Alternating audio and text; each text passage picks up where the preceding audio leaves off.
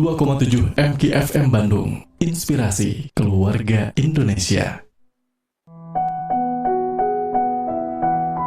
Bismillahirrahmanirrahim. Assalamualaikum warahmatullahi wabarakatuh. Saya Ustaz Abdul Somad.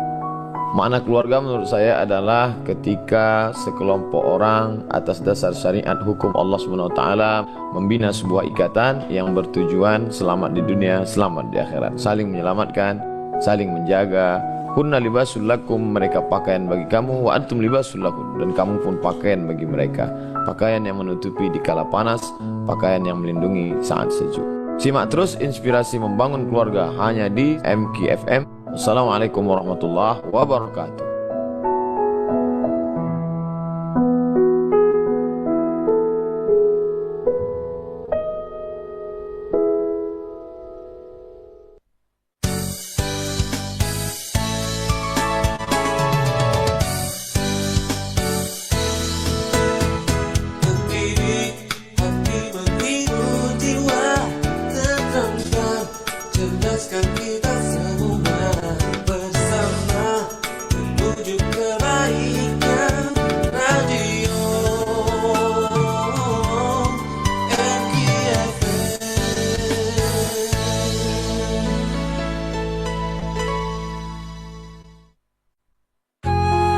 Nikmat berharga, sarana menuju surga.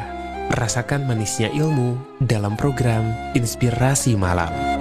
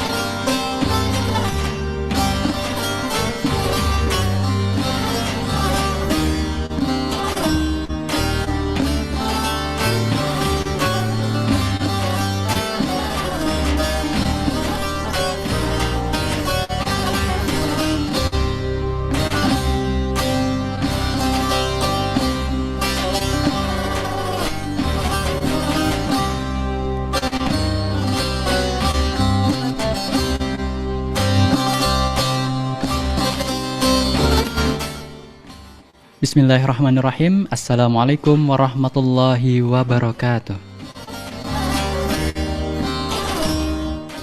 Dipancarluaskan langsung dari Jalan Geger Kalonggirang Baru nomor 11 Bandung, MKFM Inspirasi Keluarga Indonesia. Sahabat MK, insya Allah pada kesempatan malam hari ini kita akan sama-sama menyimak kajian pada program Inspirasi Malam segmen Kajian Fikih Munakahat, yang insya Allah pada malam hari ini tema kajiannya adalah larangan bagi wanita keluar rumah dengan bersolek, yang insya Allah akan dibersamai oleh guru kita, narasumber kita, yaitu Ustadz Mamat Rohimat.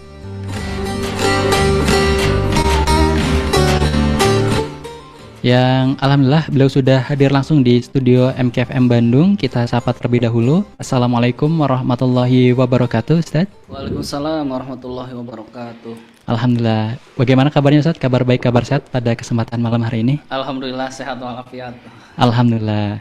Baik Ustadz, kita menyambung kebersamaan kita pada malam hari ini dan membahas terkait larangan bagi wanita keluar rumah dengan bersolek, Ustadz. Dan sebelum masuk ke tema pembahasan, mungkin bisa disapa terlebih dahulu sahabat MK dan juga pendengar dimanapun berada pada malam hari ini, Ustadz. Tafadhol.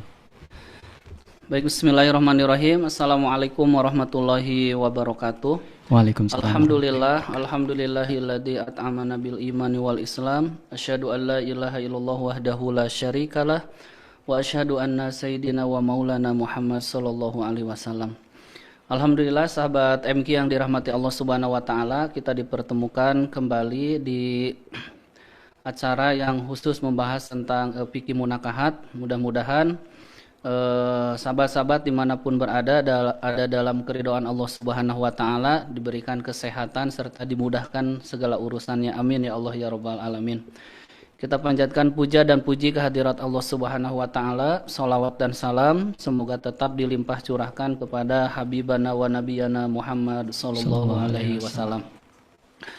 Baik sahabat MK dimanapun berada yang menyimak, insya Allah di malam ini kita akan membahas tentang beberapa hal yang berkaitan dengan akhwat ya, atau perempuan.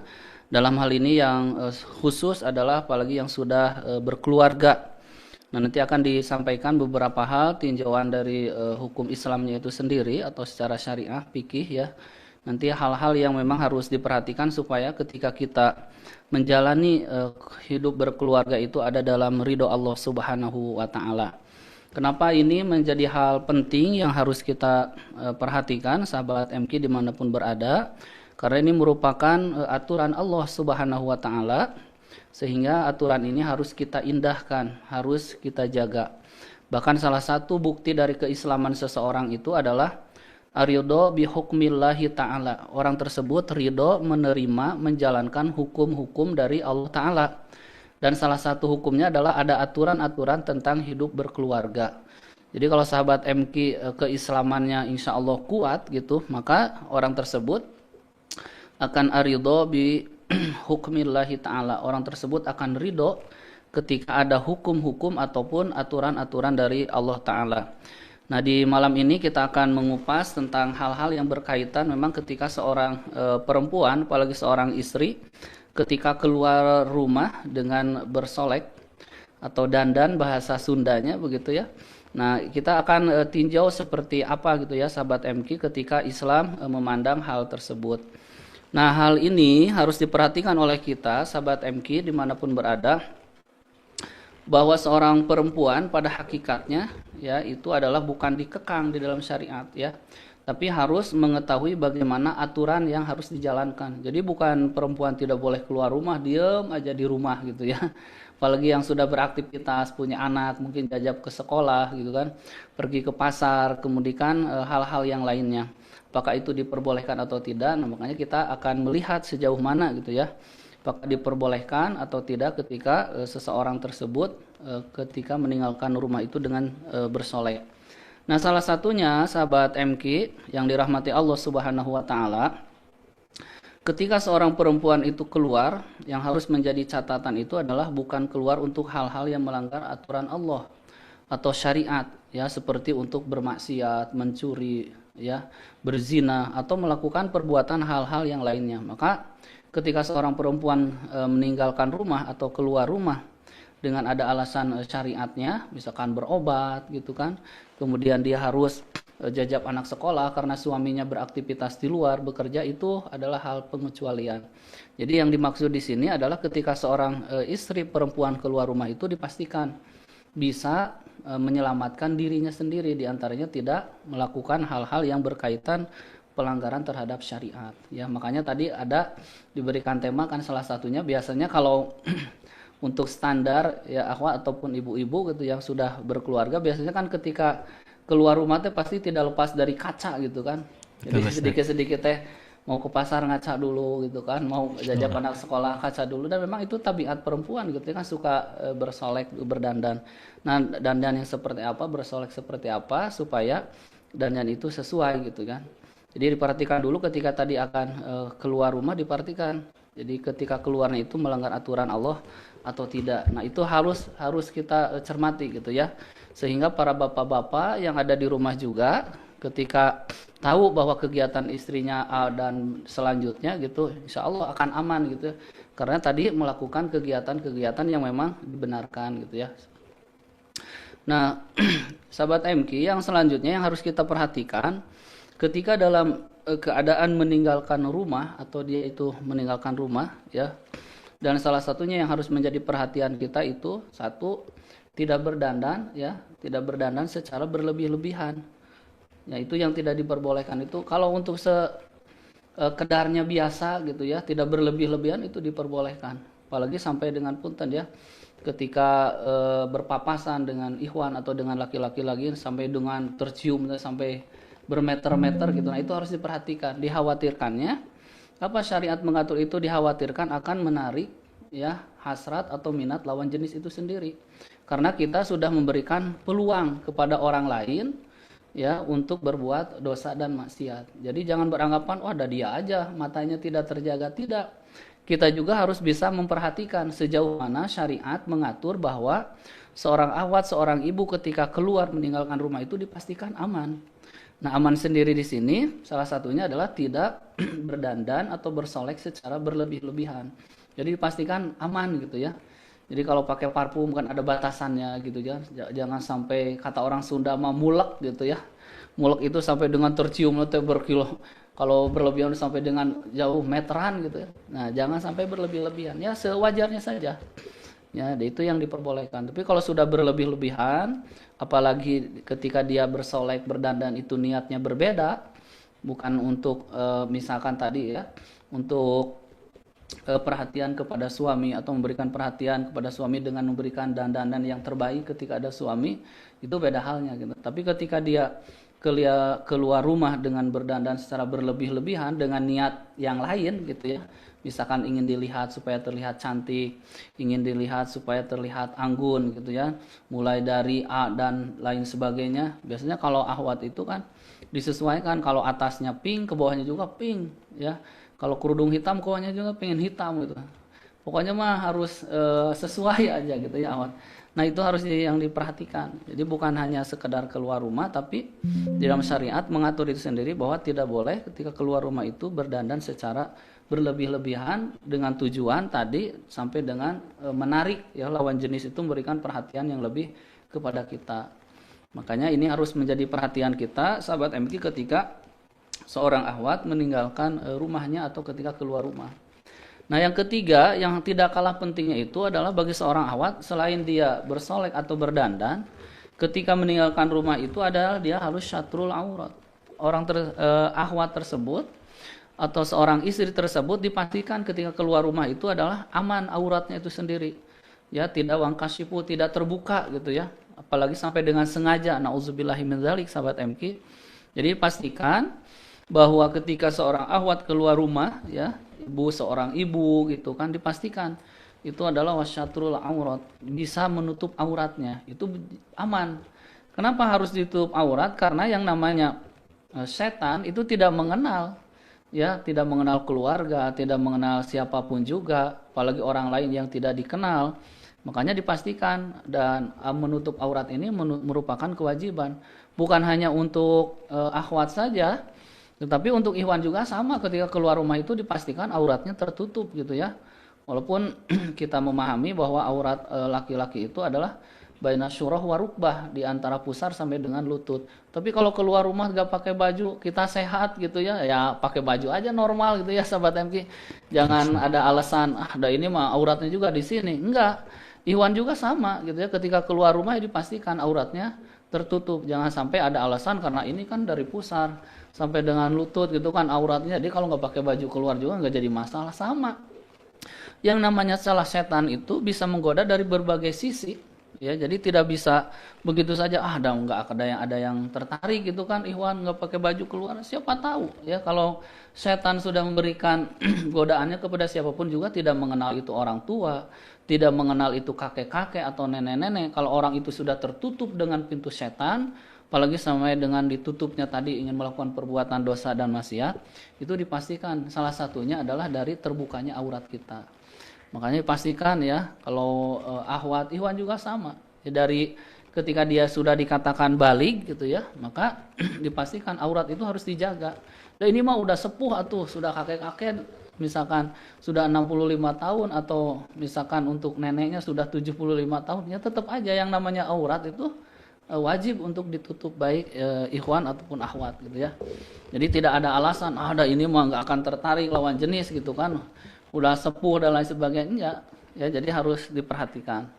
Nah ini adalah syariat mengatur bahwa kita ya ketika keluar rumah, khususnya untuk akhwat itu sendiri, memastikan dirinya aman untuk diri sendiri, aman tidak melakukan perbuatan dosa dan maksiat ketika dilihat orang lain, apalagi nauzubillah ya sampai dengan niatnya tadi yang berbeda, sehingga syariat mengatur bahwa akhwat itu adalah luar biasa, harus dimuliakan, harus dihargai. Ya, sehingga saking mulianya Nabi itu sampai dengan menyampaikan gitu ya dalam sebuah hadisnya, ana khairukum min ahli, aku ini adalah orang yang terbaik. Salah satunya memberikan perhatian yang lebih kepada istri dan keluarganya. Jadi Nabi mengingatkan gitu ya, untuk senantiasa menutup aurat, menjaga auratnya supaya tidak terlihat oleh orang lain. Apalagi kita sebagai umatnya gitu ya, jangan sampai ketika hal ini terjadi kepada diri kita tidak mau mengingatkan keluarga kita. Padahal itu adalah hal yang sangat mendasar gitu ya. Dari hal-hal yang kecil kita kalau bisa dijaga, diatur sampai dengan diarahkan kepada hal-hal yang mengikuti aturan Allah, insya Allah ketika dia sudah dewasa, sudah besar, ketika dia tidak berada dengan orang tuanya, karena dibiasakan tadi menutup aurat, menjaga kehormatannya, sampai dengan dia dewasa, sampai dengan dia menikah pun juga insya Allah akan terjaga, karena dari hal yang kecil ya sudah dibiasakan sahabat MK. Makanya oleh sebab itu gitu ya, kita harus berusaha menjadi orang tua yang teladan ya, memberikan contoh. Nah diantaranya ada beberapa keterangan yang menyampaikan, diantaranya beberapa yang menerangkan ketika wanita itu boleh sebenarnya keluar rumah itu, salah satunya tadi ya tidak bersolek secara berlebih-lebihan. Yang pertama dalam kondisi tertentu, misalkan dia harus bekerja, dan bekerjanya juga dipastikan ketika dia berada di tempat kerjanya jangan sedikit-sedikit punten ya, sedikit-sedikit dandan kan itu tidak elok begitu ya, tapi dipastikan sewajarnya saja. Jadi ketika orang ada di kantor, ketika ada di perusahaan, ketika ada di jalan, ya punten harus bisa menjaga marwah kita gitu sebagai seorang akhwat atau sebagai seorang ibu. Kenapa kalau dilihat orang lain kan, ketika kita punten misalkan pakai bedak atau pakai apa gitu, yang lihat orang lain melihatnya itu kan bisa jadi fitnah untuk kita ya. Jadi pastikan yang aman, yang nyaman, yang tidak terlihat oleh orang lain kalaupun bersolek, dan tidak berlebih-lebihan. Jadi ketika memang seorang perempuan harus bekerja ya dengan hasil yang tadi misalkan untuk membantu suami atau kebutuhan yang lainnya, selama tidak melanggar aturan Allah, maka diperbolehkan seorang wanita itu untuk karir lah bahasa kitanya sekarang. Nah itu yang harus diperhatikan oleh kita ya, jadi jangan sampai ada fitnah di antara kita. Nah yang selanjutnya, boleh seorang perempuan juga ketika keluar rumah itu dalam keadaan untuk menjalankan ibadah. Seperti halnya ada sholat Idul Adha, Idul Fitri, kan disunahkan, dianjurkan untuk pergi ke tanah lapang. Jadi boleh, tetapi dipastikan tadi kan ketika seorang perempuan keluar rumah itu dipastikan kan temanya juga ketika seorang keluar rumah dengan cara bersolek. Dipastikan ketika seorang akan ibadah tidak menimbulkan fitnah orang lain tadi, ya. Makanya harus diperhatikan ketika akan ibadah gitu ya. Mungkin kan sekarang mah ada khusus kajian ibu-ibu gitu ya. Ada khusus kajian tentang A, B, C dan lain sebagainya. Banyak komunitasnya sekarang. Selama itu baik, tidak ada madarat dan tidak melanggar syariat, maka diperbolehkan seorang perempuan itu adalah untuk keluar meninggalkan rumah dengan tadi catatannya hanya untuk ibadah, belajar, menuntut ilmu gitu kan, menambah ilmu pengetahuan.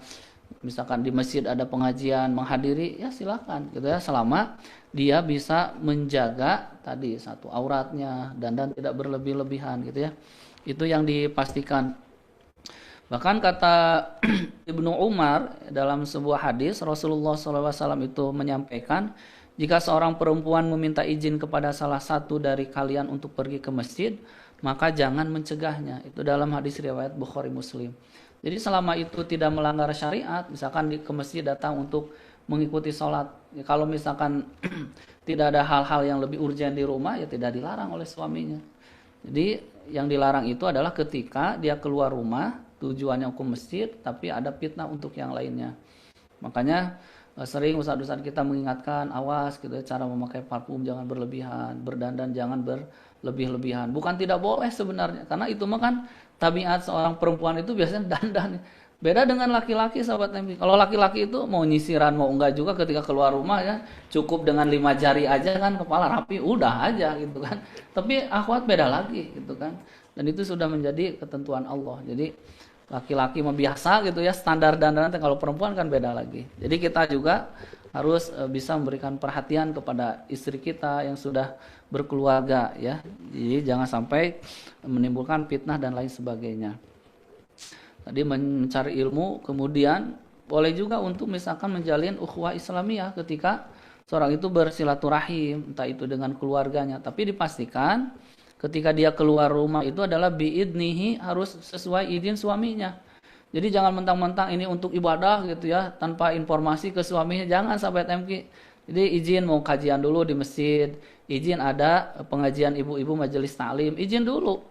Ya walaupun tadi tujuannya adalah untuk ibadah, menuntut ilmu, untuk melaksanakan kegiatan-kegiatan keagamaan, dipastikan harus izin dulu, informasi itu harus sampai kepada suaminya gitu, supaya dia itu ketika menjalankan tadi menuntut ilmu, ibadah di masjid, mengajar dan lain sebagainya, itu dapat keberkahannya dari Allah.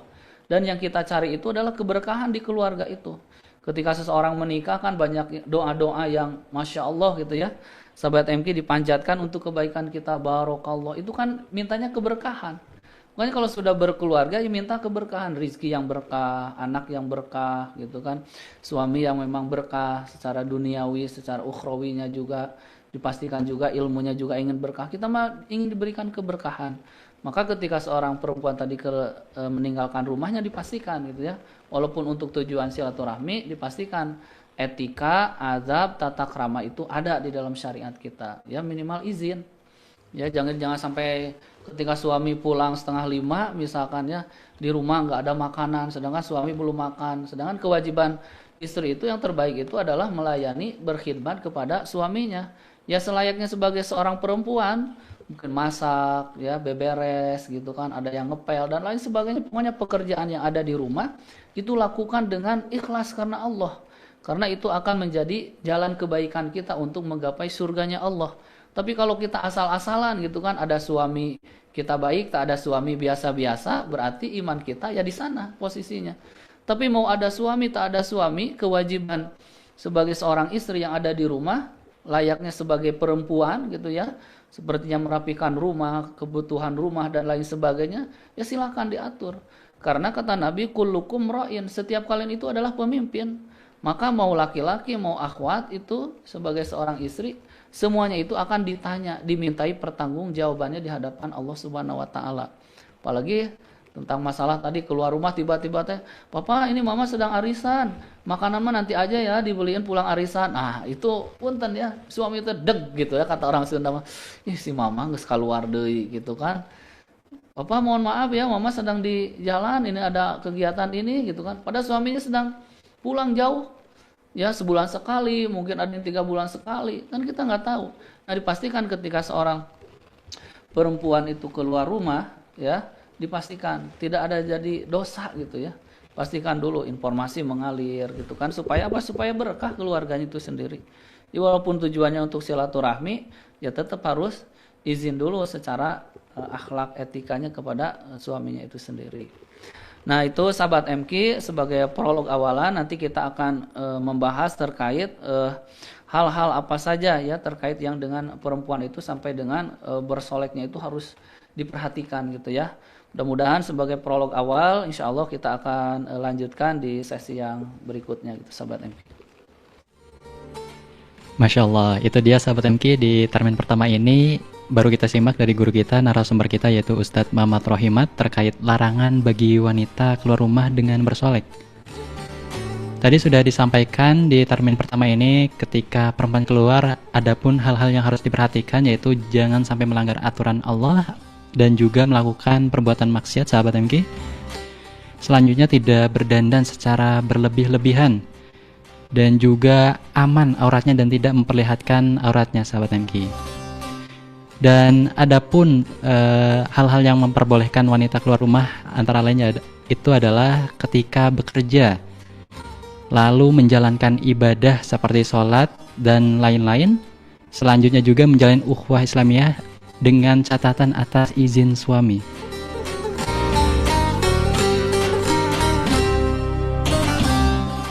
Baik, dan kami mengundang Anda sahabat MQ yang ingin menyampaikan atensi pertanyaan, silakan Anda bisa langsung sampaikan melalui layanan interaktif kami, baik di WhatsApp maupun SMS di nomor 0811-224-1027.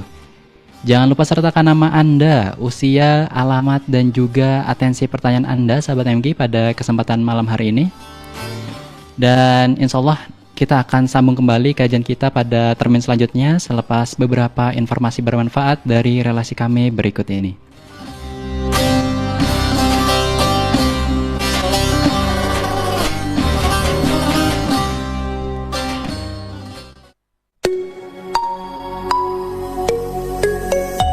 Sahabat MQ, apa yang menjadi balasan bagi seorang hamba yang saling tolong-menolong dalam kebaikan? Simak jawabannya selepas informasi berikut ini. Duh, checklist satu mulu. Ditelepon juga gak berdering. Harus ditelepon seluler ini mah. Awas aja kalau nggak diangkat kamu man. Tenang. Semua masalah kok ada terjadi Agim? dengan izin Allah dan pasti ada kebaikan di dalamnya. Iya, Semua masalah sudah diukur oleh Allah sesuai dengan kemampuan kita karena Allah Maha Tahu dan Benar Maha juga Adil. ya. Oleh karena itu fokuslah bertobat karena setiap kepahitan diundang oleh dosa. Makin banyak Astagfirullah. tobat, Pantesan makin sering gak hati, tenang dan makin ada jalan keburu-buru. keluar. Kurang tobat ini mah. Halo, Assalamualaikum Min. Waalaikumsalam man. Kamu kemana aja? Saya lagi nggak ada kuota Min. Kamu kok kayak lagi nangis gitu? Emang ada apa sih Min? Iya man, kayaknya saya kurang tobat ini mah. Loh. Dapatkan manfaat saat menunggu telepon diangkat. Ayo, turut menebar kebermanfaatan dengan mengaktifkan NSP Tausiah Agim. Dial di ponsel Anda dengan menekan bintang 121 bintang 43 pagar, bintang 121 bintang 43 pagar. Kemudian pilih judul Tausiah. Mulai Rp1.000 per pekan, Anda sudah turut serta bersedekah sekaligus berdakwah. NSP ini khusus untuk Anda, pelanggan Telkomsel. Assalamualaikum, dengan DT Peduli, ada yang bisa dibantu? Waalaikumsalam, Mbak. Saya mau tanya, berapa ya batas minimal harta yang wajib ditunaikan zakatnya? Alhamdulillah Ibu, semoga rezekinya berkah. Nisab atau batas minimal harta yang sudah wajib dizakati itu setara dengan 85 gram emas. Oh gitu ya, minimal 85 gram emas. Betul Bu, atau senilai Rp81.090.000 bila harga 1 gram emasnya Rp954.000 Bu. Oh, Terima kasih Mbak. Kalau begitu, saya ingin berzakat melalui DT Peduli. Salurkan zakat Anda melalui DT Peduli. Transfer zakat rekening Bank Syariah Indonesia. Nomor 9255371800 atas nama DT Peduli Zakat. Atau klik www.dtpeduli.org. Informasi hubungi call center DT Peduli 0851 0001 7002 atau WhatsApp 0813 1712 1712. DT Peduli, semakin melayani dan peduli.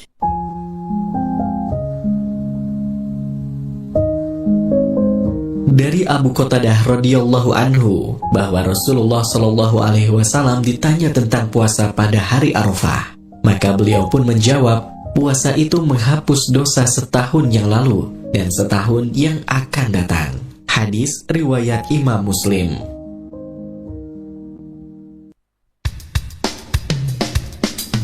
Kenali MKFM lebih lengkap dengan klik mkfmnetwork.com. MKFM Radio.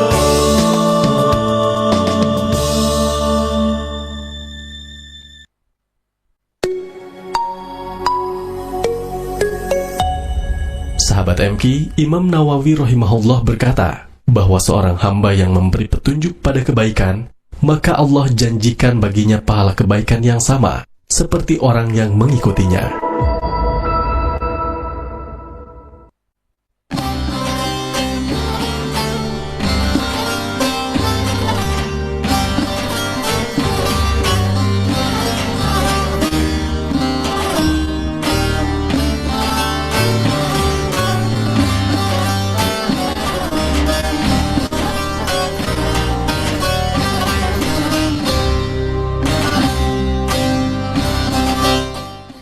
MKFM Inspirasi Keluarga Indonesia.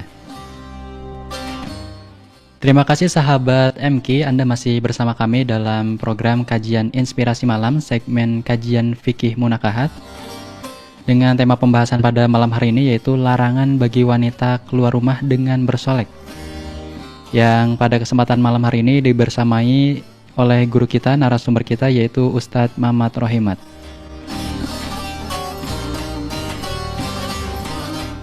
Kami mengundang kembali Anda, sahabat MK, bagi Anda yang ingin menyampaikan atensi pertanyaan pada kesempatan malam hari ini, silakan.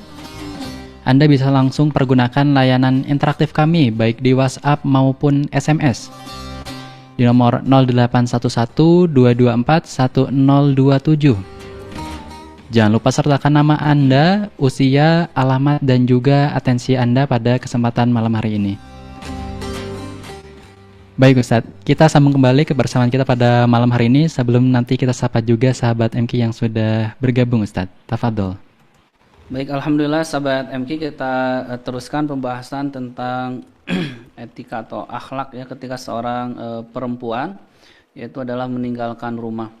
Nah, yang kita akan lanjut bahas itu adalah tentang hal-hal yang berkaitannya gitu ya. Salah satunya adalah kenapa seorang wanita itu sampai diperhatikan di dalam syariat ketika keluar rumah. Bukan hanya ketika keluar rumah, bahkan di dalam rumah juga syariat mengatur begitu ya terkait kemuliaan seorang perempuan. Nah, hal itu sangat penting sehingga syariat itu mengatur begitu ya. Karena di antaranya bagi seorang perempuan itu adalah asyarfu itu adalah menjaga kehormatannya, wajib itu ya. Nah, ketika dia tadi posisinya ketika keluar rumah dengan bersolek secara berlebih-lebihan, kita harus tanya dulu kepada diri kita sendiri gitu ya. Apakah ini sebagai jalan saya menjaga kehormatan atau tidak gitu ya. Apakah ini akan menjadikan fitnah bagi diri saya atau untuk membuat dosa orang lain gitu ya. Nah, di antaranya asyarfu itu menjaga kehormatan sampai ke sana. Jadi syariat itu bukan, wah kenapa perempuan tuh banyak dikekang gitu kan, banyak dilarangnya. Enggak, justru Islam ingin mengangkat harkat derajat perempuan itu salah satunya adalah asyarfu, yaitu dengan mengangkat kehormatannya gitu ya. Karena perempuan ini luar biasa dihormatinya di dalam Islam gitu ya. Sehingga kehormatannya itu sendiri ketika keluar rumah itu dipastikan. Ya, jadi jangan sampai semua mata itu tertuju kepada wanita atau seorang istri tersebut. apalagi posisinya dalam keadaan sudah berkeluarga gitu ya. Jadi pastikan kenapa syariat sampai dengan kata orang Sunda mah bawel gitu ya. Jadi sampai terus mengatur itu tuh untuk kebaikan sahabat MQ. Jadi untuk kebaikan ketika seorang itu adalah asyarfu itu sudah bisa menjaga kehormatan, ya mudah-mudahan di dunianya kehormatannya dijaga, mudah-mudahan nanti juga ketika dia kembali kepada Allah Subhanahu wa taala, kehormatan yang sebenarnya itu dimiliki nanti di surganya Allah Subhanahu wa taala. Dari apa? Dari kita menjaga aurat tadi. Dari ketika kita berdandan secara biasa-biasa saja, dengan tujuan kita dandan niatnya adalah tadi untuk memberikan, ya diantaranya melayani suami itu diperbolehkan. Tapi kalau untuk dandan secara berlebih-lebihan yang tadi tujuannya ingin ditaksir, ingin diperhatikan, menjadi pusat perhatian, nah itu yang dilarang. Jadi bukan tidak boleh dandannya. Jadi Islam itu sampai dengan mengatur kehormatan seorang perempuan itu sendiri. Nah, kenapa kalau misalkan tadi perempuan dandan seenaknya gitu ya, tidak memperhatikan auratnya, sampai dengan berbicara juga tidak diperhatikan, dipastikan kalau sudah tadinya misalkan dia mengikuti tren sekarang, mengikuti tantangan zaman gitu, yang sekarang memang kalau mengikuti tantangan zaman kita tidak akan selesai-selesainya sahabat MQ. Jadi kita akan terus aja kalau mengikuti perkembangan zaman. Tapi kan syariat mengatur harus bisa. Zamannya mungkin berubah dari dulu sampai dengan sekarang. Itu zaman kan terus berubah. Tapi syariat itu tidak rubah-rubah. Yang rubah itu adalah kitanya sendiri. Kadang kita ada aturan ini, ini yang dikesinikan, ada ini misalkan kesini. Jadi itu diantaranya. Jadi kalau perempuan tadi bisa ketika keluar rumah tidak mengikuti aturan Allah, ya punten, disebutkan dalam kitab itu wal haya'u minan nisa, rasa malunya itu sudah hilang dari seorang perempuan. Jadi apalagi yang sudah berkeluarga gitu ya. Mama ketika janjian mama misalkan kata suaminya ketika keluar teh biasa-biasa aja gitu dan nggak usah berlebih-lebihan. Dan bapak mah sudah sayang, sudah cinta ke mama teh udah aja apa adanya. Wah, Masya Allah itu. Ya memberikan perhatian gitu yang lebih seorang suami. Dan itu adalah harus ada kebalikannya. Jadi kalau suami memberikan perhatian itu teh merasa sudah cukup gitu. Jadi kita jangan overacting. Wah, si bapak kayaknya nih jangan. Suami kita sudah bersyukur memiliki seorang istri yang bisa mengikuti aturan Allah Subhanahu wa taala. Toh cantik itu bukan hanya di dunia saja, tapi cantik yang sebenarnya itu adalah ketika dia kembali kepada Allah Subhanahu wa taala dengan keadaan tidak membawa dosa. Innallaha yuhibbut tawabina wa yuhibbul mutatahhirin. Bersih ketika kembali kepada Allah Subhanahu wa taala. Tidak terlalu banyak dihisabnya gitu kan. Tidak terlalu banyak pertanyaan, ya kita mudah-mudahan ketika nanti suatu saat dipanggil oleh Allah teh minimal jiwa raga kita itu adalah sudah bersih gitu ya. Dan itu jadi kalau tadi misalkan tidak mengindahkan aturan Allah, berarti rasa malunya itu di seorang ahwat itu sudah hilang. Jadi kata orang Sunda mah disebutnya teh sakarepna sorangan cenah ya. Jadi mau gimana dia aja, gak mau ikut aturan Allah. Nah itu yang harus diperhatikan sahabat MQ supaya kita benar gitu ya, berkeluarga, menjalani hidup ini ada dalam ridho Allah Subhanahu wa taala.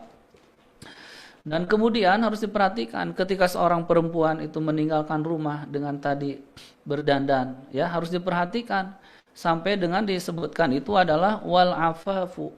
Jadi seorang ahwat, seorang perempuan itu harus sampai dengan bisa menjaga kesuciannya.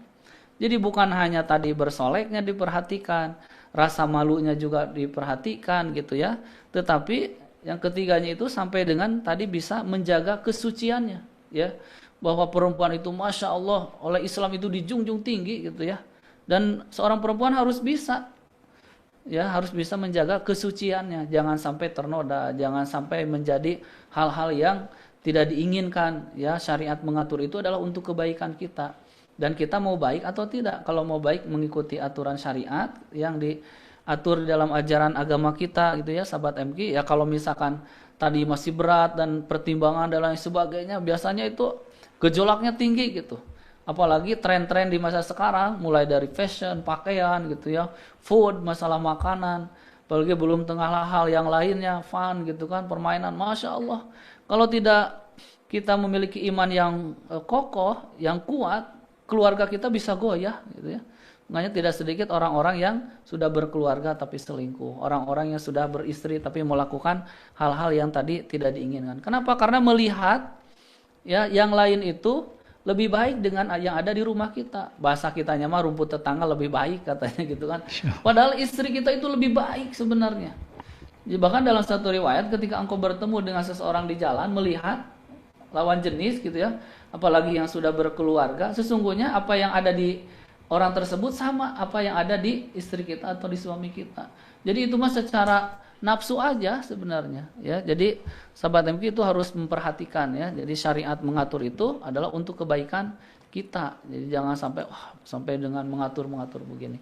Nah, itu 3 hal yang harus diperhatikan sahabat MQ ketika memang seorang wanita atau perempuan itu sendiri tadi ingin keluar rumah itu sendiri. Bukan hanya dandannya saja, tapi Islam itu ingin menjaga kehormatan. Ya, kemudian ingin menanamkan rasa malu karena tabiat perempuan itu harusnya adalah memiliki rasa malu syadidan yang sangat gitu ya. Ketika keluarga pakai kerudung malu, harusnya seperti itu. Ketika dia auratnya tersingkap, harusnya malu. Ketika dia misalkan dandannya berlebihan, harusnya dia malu. Kenapa saya dandannya berlebihan gitu kan? Kemudian ketika dia bisa menjaga kehormatan, kesuciannya, itu Masya Allah fitrah seorang perempuan. Dan Islam itu mengatur itu supaya menjadi keselamatan, kebaikan untuk dirinya. Makanya bagi seorang wanita, misalkan ya kata Imam Hatim Al-Asom itu sampai dengan mengatakan dalam kitab Uqudul Jen ya, bahwa Imam Hatim Al-Asom itu mengatakan seperti ini. Jadi wanita yang solehah itu adalah tiangnya agama. Jadi kalau wanitanya sudah baik ya, tadi menutup auratnya, berdandan tidak berlebih-lebihan, menjaga kehormatannya, rasa malunya masih ada. Kemudian tadi menjaga kesuciannya, Masya Allah itu wanita yang solehah. Kata Imam Hatim Al-Asom. Ya. Kenapa? Karena kalau wanita yang solehah itu dipastikan adalah sebagai tiang agamanya. Gitu. Masya Allah sampai ke sana tuh para ulama menyebutkan. Tapi kalau lemah seorang perempuan hancur. Ya, jangankan jadi tiang agamanya gitu ya, jadi pondasinya aja enggak gitu. Kenapa? Karena hancur oleh siapa? Oleh dirinya sendiri, tidak mengikuti aturan Allah dan Rasulnya. Jadi suruh memelihara kehormatan, tidak menjaga. Disuruh tadi menutup aurat, enggak mau. Disuruh tadi ketika keluar rumah berdandan jangan berlebihan, enggak mau. Itu sebenarnya sudah meruntuhkan tiang agamanya itu sendiri. Makanya banyak yang blunder itu seperti itu. Orang Islam begini, kelakuannya begini. Ya jangan sampai seperti itu. Karena al-Islamu yu'la. Islam itu sebenarnya tinggi, mulia. Ya, yang kita harus muliakan. Itu kata Imam Hatim Al-Asom. Kemudian perempuan itu sendiri adalah sebagai tiang kebahagiaan rumah tangganya. Jadi kalau perempuan bisa menjaga kehormatannya, menjaga kesuciannya, menjaga amanahnya sebagai seorang istri, kemudian dia juga bisa tadi sederhana di dalam berdandan ya atau bersolek, dipastikan tiang kebahagiaannya itu adalah ada di istrinya sendiri. Kenapa? Karena tiang kebahagiaan menjadi ada di istri dalam rumah tangga itu sendiri. Kalau istrinya baik, anak-anaknya baik gitu kan, enak, suami baik gitu. Tapi sebaliknya, kalau kita memiliki akhlak yang tidak baik, buruk gitu ya, kotor sampai dengan punten berkata-kata yang tidak pantas, itu lihat nanti anak-anaknya seperti apa. Lihat suaminya seperti apa reaksinya. Dan itu sudah sunatullah, ketetapan Allah. Ya, jadi pastikan. Makanya dari dulu ketika kita membahas fikih munakahat di awal itu sudah disampaikan bagaimana cara memilih pasangan yang terbaik menurut Allah dan Rasulnya. Bukan menurut kita gitu. Kalau menurut kita mungkin baik pada saat itu, tapi belum tentu baik untuk selamanya. Tapi kalau menurut aturan Allah ini kriterianya, ini Nabi mengajarkan begini-begini, ikuti aja insya Allah. Walaupun ada kendala masalah dalam keluarga, ya itu mah dan normal, biasa-biasa aja. Jangankan keluarga yang baik-baik, keluarga biasa-biasa aja, masalah itu pasti ada, gitu ya. Jadi pastikan ketika seorang wanita itu yang solehah, bisa menjadi tiang kebahagiaan untuk keluarganya. Ramah, tamah, sopan, gitu. Masya Allah, pokoknya mah susah gitu ya mendapatkannya. Kemudian, kata Imam Hatim Al-Asom, selain yang kedua tadi, ciri seorang istri yang soleh itu sendiri adalah ketika di rumahnya itu adalah mengingatkan untuk senantiasa bersama-sama taat kepada Allah. Itu yang susah. Ya. Jadi bukan hanya bersoleknya, berdandannya saja yang diperhatikan oleh suami, tapi ketika seorang suami memiliki pasangan yang terbaik mengingatkan untuk ketaatan, ya tadi sama-sama taat di jalan Allah, itu yang susah, sahabat MK.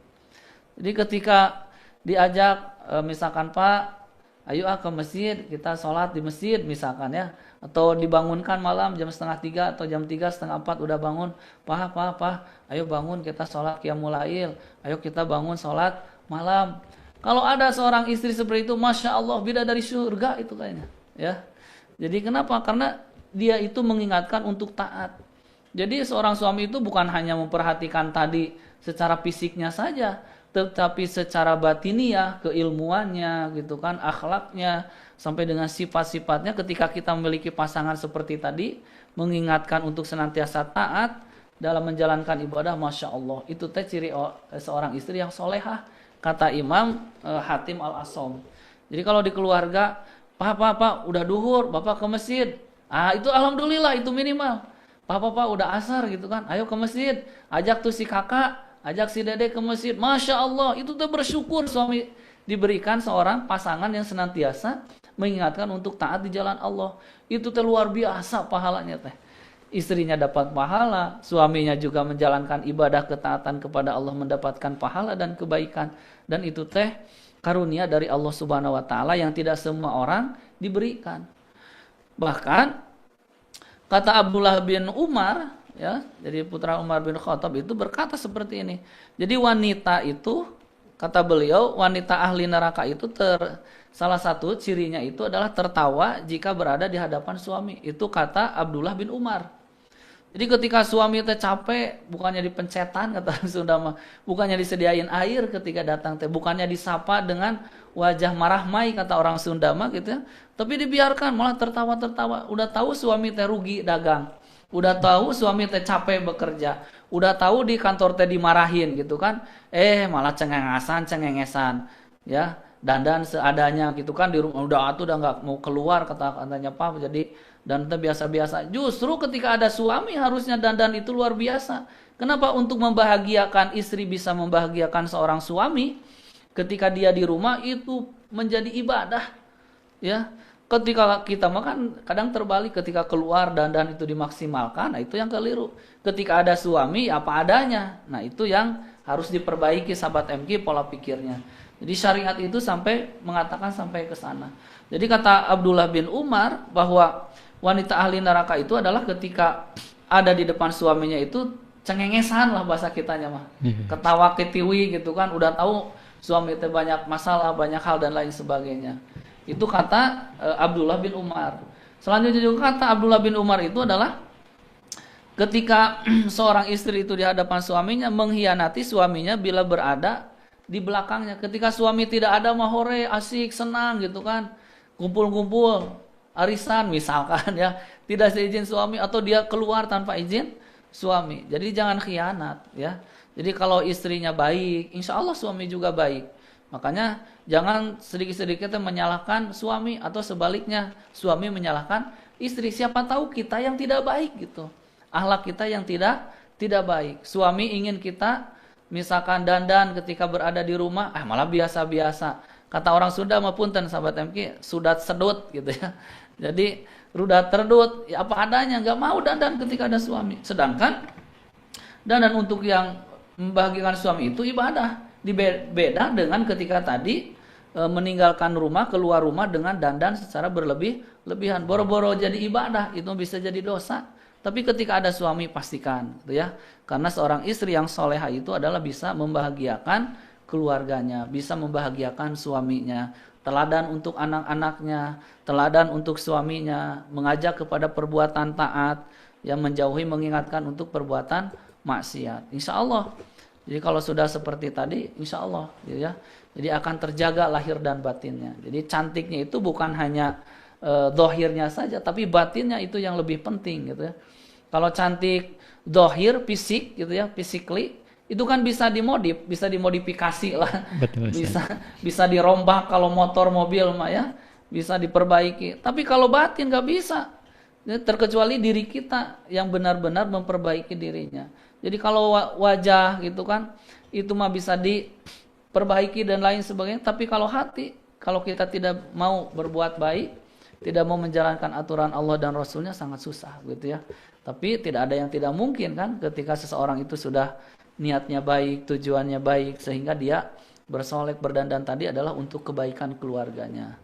Jadi itu sahabat MQ ya, terkait hal-hal yang memang harus kita perhatikan ketika kita meninggalkan rumah, termasuk ketika berada di dalam rumah. Dandanlah gitu ya bagi seorang istri. Toh suami kita bahagia, ya misalkan istri juga kan bahagia. Kalau kebahagiaan itu harus menular, bukan hanya untuk pribadi. Jadi kebahagiaan itu ketika seorang istri bisa membahagiakan anak, bisa membahagiakan suaminya ketika berada di rumah, itu biasanya nular kebaikan-kebaikan. Bawaannya enak, enjoy, senang bersama-sama, senang gitu ya. Dan itulah yang harus menjadi perhatian kita. Nah, masih banyak gitu ya para ulama menyampaikan terkait hal-hal yang harus diperhatikan ketika kita sebagai seorang istri atau misalkan calon mempelai ya. Itu harus diperhatikan supaya ketika nanti mengarungi bahtera rumah tangga itu benar-benar ada dalam ridho Allah Subhanahu wa taala. Bahkan di perkataan yang lain, Imam Hatim Al-Asam itu menyebutkan selain tanda yang 3 tadi, ternyata menyebutkan juga dalam Uqudul Wajan itu sendiri. Di antaranya seorang istri yang baik itu adalah mencintai suami sepenuh hati karena Allah. Wah, ini mah berat kan, kalau sudah mencintai suami sepenuh hatinya gitu, nggak ragu, karena Allah, dandannya karena Allah, masaknya karena Allah, beberes rumahnya juga karena Allah, dia menyuci juga karena Allah, wah segala sesuatu karena Allah, wah udah indah itu mas sahabat MQ ya. Jadi mencintai suaminya itu sepenuh hatinya itu karena Allah gitu kan, menerima apa adanya suaminya itu sendiri, sehingga sahabat MQ dimanapun suaminya berada, kalau sudah karena Allah, dia itu yakin bahwa Allah yang memberikan jaminan rasa aman, Allah yang memberikan rizkinya, Allah yang memberikan kesehatannya. Pokoknya kalau seorang istri sudah mencintai suaminya ikhlas sepenuh hati karena Allah, Masya Allah gitu ya, yakin itu akan jaminan Allah Subhanahu wa taala. Ketika suami bekerja di luar, dia merasa aman, merasa tenang. Kenapa? Karena ada Allah. Tapi kalau sebaliknya tadi, ketika suami tidak ada, istri merasa nyaman, merasa enak, kemudian merasa bebas untuk melakukan hal-hal yang melanggar aturan Allah, keluar rumah tidak izin, tidak ada ujur syar'i gitu yang diperbolehkan tadi disebutkan di awal, maka sesungguhnya dia sudah mengkhianati suaminya. Jadi pastikan gitu ya, cintai suami kita ya. Karena itu adalah karunia yang diberikan oleh Allah kepada kita. Jadi harus ikhlas sepenuh hati. Jangan setengah-setengah. Kita aja makan nasi kalau gigih belum matang kan gak enak. Apalagi ini ibadah. Ibadah itu harus pol, kalau bisa 100 ya 100. Kenapa tidak gitu kan, harus 90 atau 85, enggak, usahakan bisa maksimalkan. Insya Allah ya, segala sesuatu yang baik ketika kita dijalani dengan atas dasar karena Allah Subhanahu wa taala, insya Allah semuanya akan menjadi baik. Nah, yang kedua, kata Imam Hatim Al-Asam, itu harus merasa cukup dan menerima pemberian Allah Subhanahu wa taala. Bahasa lainnya itu adalah qanaah. Jadi merasa cukup, suami memberikan, misalkan kan kalau perempuan itu biasanya pinter ngebaginya. Ini untuk bayaran anak sekolah, ini untuk biaya makan, kemudian ini untuk keperluan rumah tangga, ini untuk investasi, ini untuk kebutuhan pribadinya, seperti hal tadi, bersolek dan lain sebagainya. Biasanya suka dibagi-bagi. Perempuan itu lebih aman gitu ya untuk pengaturan keuangannya juga. Kenapa? Dia tahu ini untuk makan, ini untuk sekolah, ini untuk kepentingan pribadi, beli bedak dan lain sebagainya lah katakanlah ya. Itu kan lebih paham mereka. Nah, dipastikan ketika suaminya memberikan rizki dan lain sebagainya, supaya dia tidak mementingkan gaya hidupnya saja, tadi penampilan fisikly gitu ya. Kalau penampilan fisik yang diutamakan, dipastikan tadi ingin terlihat cantik. Dilihatnya bukan oleh suami, ingin oleh orang lain. Wah, istri siapa? Itu jadi fitnah, nggak boleh ya. Jadi diperhatikan, merasa cukup ya, dan menerima atas segala pemberian dari Allah Subhanahu wa taala. Kemudian perhiasan yang dikenakannya adalah ibadah. Masya Allah, berat gitu kan. Jadi perhiasan itu bukan emas gitu kan, bukan. Wanita yang bisa tadi menjaga harkat martabatnya di hadapan suami dan di hadapan Allah Subhanahu wa taala, itu adalah perhiasannya ternyata ibadah, zikir, doa, sholat gitu kan. Dan itu teh Masya Allah berat gitu kan. Tidak semuanya. Kalau yang mementingkan fisik tadi ketika keluar rumah ya itu sebatas itu. Tapi kalau keimanan itu sampai ke sana. Jadi perhiasan yang paling berharganya bagi seorang perempuan itu adalah perhiasan ibadahnya itu sendiri. Ketika suami bekerja di luar, ya sahabat MQ, pastikan dia sholat duha, mendoakan, ya Allah mudahkan rizkinya, yang jauh dekatkan gitu ya, yang dari langit diturunkan, yang dari bumi dikeluarkan, yang tadinya haram dihalalkan. Itu seorang istri gitu ya. Kalau perhiasannya ibadah, udah gitu kan. Tidak ada yang lain lagi di sisi Allah. Sedikit-sedikit ngedoakan, sedikit-sedikit amal soleh, sedikit-sedikit ingin membahagiakan suaminya, sedikit-sedikit ingin membahagiakan anak istrinya, begitu ya kalau suami. Jadi sampai ke sana. Nah selain ibadah pun, jadi istri yang baik itu adalah dia itu pemurah. Jadi murah, senyum, ada suami bisa menghibur. Wah Masya Allah itu. Jadi ketika suami banyak masalah, istri itu bisa menghibur, itu teh ibadah sebenarnya. Cuma kan kita mah, kunaon bapak teh asa cicing wae gitu kan, gaduh masalah naon, udah selesai. Enggak, teh aya naon kita mah kan, udah selesai. Tapi Islam itu sampai mengajarkan sampai ke sana. Bahkan ketika ada masalah itu, curhatnya itu jangan ke media sosial, sahabat MK. Dan kita mau lebih senang curhat ke media sosial. Jadi ingin diketahui, merasa hibah, padahal orang lain mungkin menertawakan gitu ya. Atau mungkin ibah, cuek tak cuek gitu kan. Ngapain segala distatuskan gitu ya. Nah itu udahlah gitu ya. Jadi pastikan perhiasan seorang istri itu bukan kecantikan tadi secara dohirnya saja, tetapi kecantikannya itu perhiasannya adalah bisa menjadi jalankan ibadah ya. Kemudian ibadahnya juga dipastikan ya. Ibadah yang terbaik bagi seorang istri selain ibadah kepada Allah Subhanahu wa taala adalah khidmat sepenuh hati kepada suaminya. Itu tuh berat gitu kan. Jadi kalau dia menjaga penampilan mah gak mau ke dapur, sahabat MK. Gak mau masak, aduh ini tadi udah dandan gak mau bau apek gitu kan. Ini tadi udah pakai pedicure umpamanya gitu kan. Gak mau karena keasapan, udah aja beli aja gitu kan, pesan GoFood dan lain sebagainya. Itu kan kalau dia secara physically yang diutamakannya. Tapi kalau dia sudah tadi khidmat sistemnya kepada suaminya, itulah ibadahnya gitu kan salah satunya. Selain tadi dia mengutamakan perhiasannya ibadah kepada Allah, dia juga adalah khidmat kepada suaminya, dan itu teh ibadah. Ya, tadi cantik untuk suami. Makanya kata orang Sunda masuk di heureyan gitu ya kan. Jadi kalau misalkan ari ieu damis kanggo saha? Kanggo AA gitu. Ari pangambung kanggo saha? Kanggo AA. Nah, kalau yang benar itu teh gitu kan. Itu teh jadi ibadah, jadi nikmat untuk suaminya. Kenapa? Karena dia berdandan bersolek itu adalah memang untuk membahagiakan suaminya, bukan untuk orang lain. Dan itu teh memang susah gitu kan. Betul. Ketika seutak-seutik kan tadi kata orang Sunda mah kaca deui gitu kan. Kacai bawa kaca gitu kan. Kadi bawa kaca. Nah, itu yang harus diperhatikan ya. Jadi perhiasannya tadi adalah sebagai ibadahnya. Kemudian perhatikan bisa khidmat, dan cita-cita bagi seorang perempuan yang baik itu kata Imam Khatim Al-Asham itu sendiri adalah perhiasan siap-siap itu adalah mempersiapkan kematiannya. Masya Allah. Sampai ke sana begitu ya sahabat MQ. Baik, itu sahabat MQ, sampai di sana dulu di sesi kedua. Insya Allah nanti kalau ada yang akan berdiskusi gitu ya, berbagi informasi, dipersilahkan. Masya Allah, baik. Alhamdulillah Ustaz, nampaknya kita harus jeda iklan terlebih dahulu di termen kedua ini. Dan kami mengundang kembali Anda, sahabat MQ, bagi Anda yang ingin menyampaikan atensi pertanyaan pada malam hari ini, silakan. Anda bisa langsung pergunakan layanan interaktif kami, baik di WhatsApp maupun SMS, di nomor 0811-224-1027. Jangan lupa sertakan nama Anda, sahabat MQ, usia, alamat, dan juga atensi pertanyaan Anda pada kesempatan malam hari ini. Dan insya Allah kita akan sambung kembali kajian kita pada malam hari ini selepas beberapa informasi bermanfaat dari relasi kami berikut ini.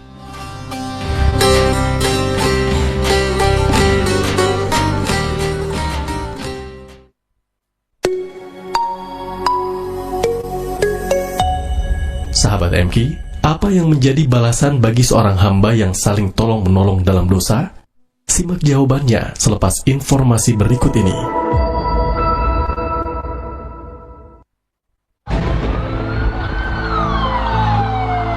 Ajal adalah sebuah kepastian.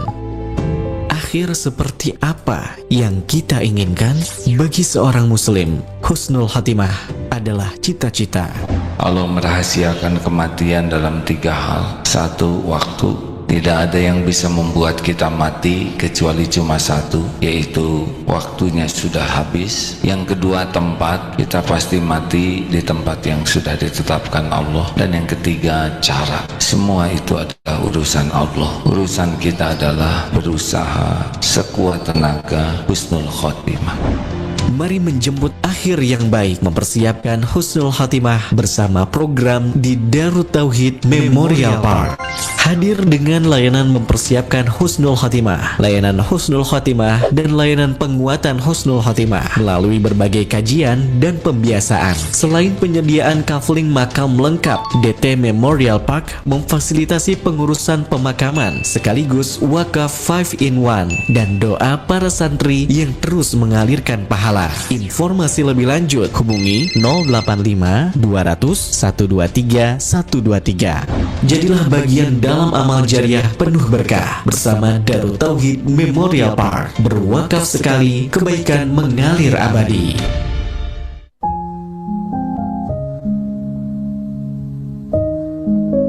Rasulullah Shallallahu Alaihi Wasallam bersabda, tidak ada amal yang lebih utama untuk dilakukan pada hari-hari lain dibandingkan amal yang dilakukan pada hari-hari ini, yaitu 10 hari pertama bulan Zulhijjah.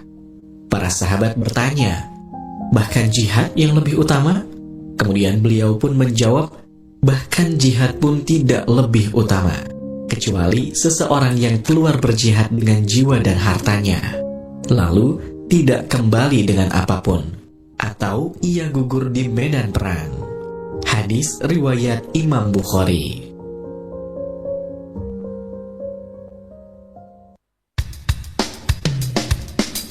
Dapatkan informasi bermanfaat dengan follow sosial media MKFM Bandung.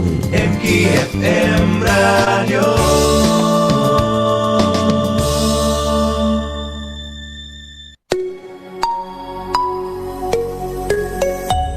Sahabat MK, dari sahabat Uqbah bin Amr bin Sa'labah radhiyallahu anhu, Rasulullah Shallallahu Alaihi Wasallam bersabda, barang siapa yang memberi petunjuk pada kejelekan, maka ia akan mendapatkan dosa dari perbuatan jelek tersebut, ditambah dengan dosa dari orang yang mengamalkannya, tanpa mengurangi dosa mereka sedikit pun juga. Hadis riwayat Imam Muslim.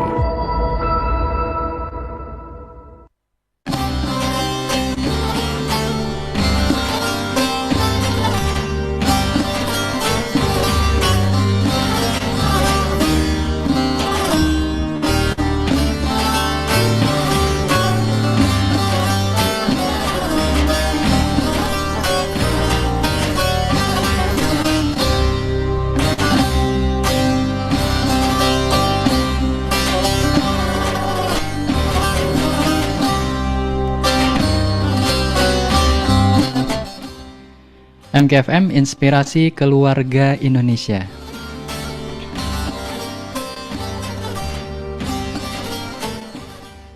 Terima kasih sahabat MK, Anda masih bersama kami dalam program Kajian Inspirasi Malam, segmen Kajian Fikih Munakahat. Dengan tema pembahasan pada malam hari ini yaitu larangan bagi wanita keluar rumah dengan bersolek. Yang pada kesempatan malam hari ini kita dibersamai oleh guru kita, narasumber kita yaitu Ustadz Mamat Rohimat. Dan kami mengundang kembali Anda tentunya sahabat MK, bagi Anda yang ingin menyampaikan pertanyaan di malam hari ini, silakan Anda bisa langsung pergunakan layanan interaktif kami baik di WhatsApp maupun SMS di nomor 0811 224 1027. Jangan lupa sertakan nama Anda, usia, alamat, dan juga atensi pertanyaan Anda pada kesempatan malam hari ini. Baik Ustadz, izin kita sambung, nampaknya kita akan menyapa sahabat MK yang sudah bergabung menyampaikan pertanyaannya Ustadz. Baik, pertama ada Ibu Juwita di Cimindi Raya Ustadz yang menyampaikan pertanyaannya.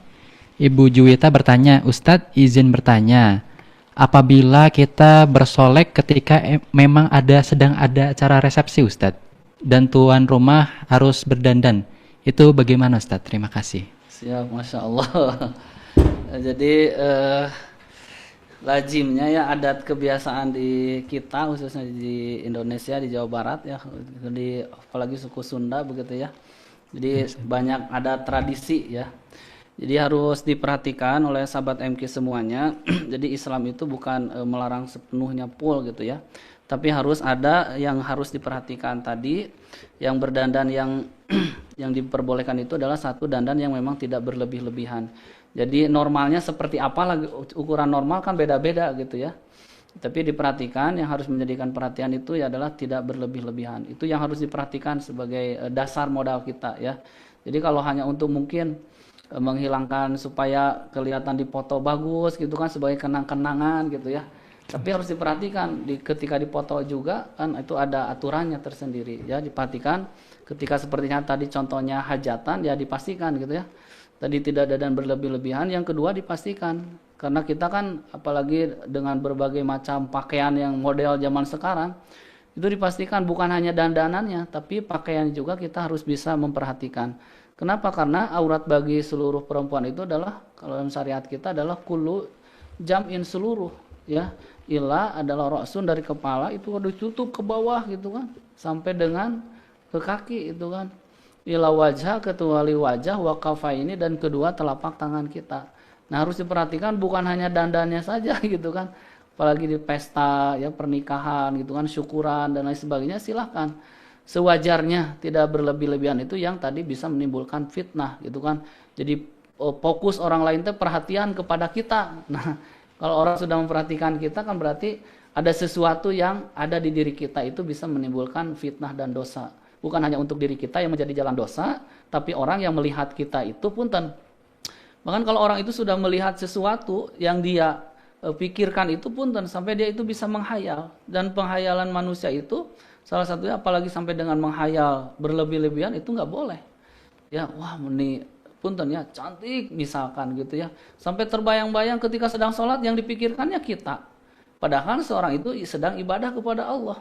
Sedangkan ingatnya itu adalah kepada tadi yang dihajatan. Nah itu jangan sampai menimbulkan fitnah itu sendiri. Kenapa? Karena ada akibatnya ketika orang itu bersolek secara berlebih-lebihan dalam syariat. Yang pertamanya itu adalah punten ya, seseorang itu bisa tersebarnya adalah perzinahan, di antaranya zina mata.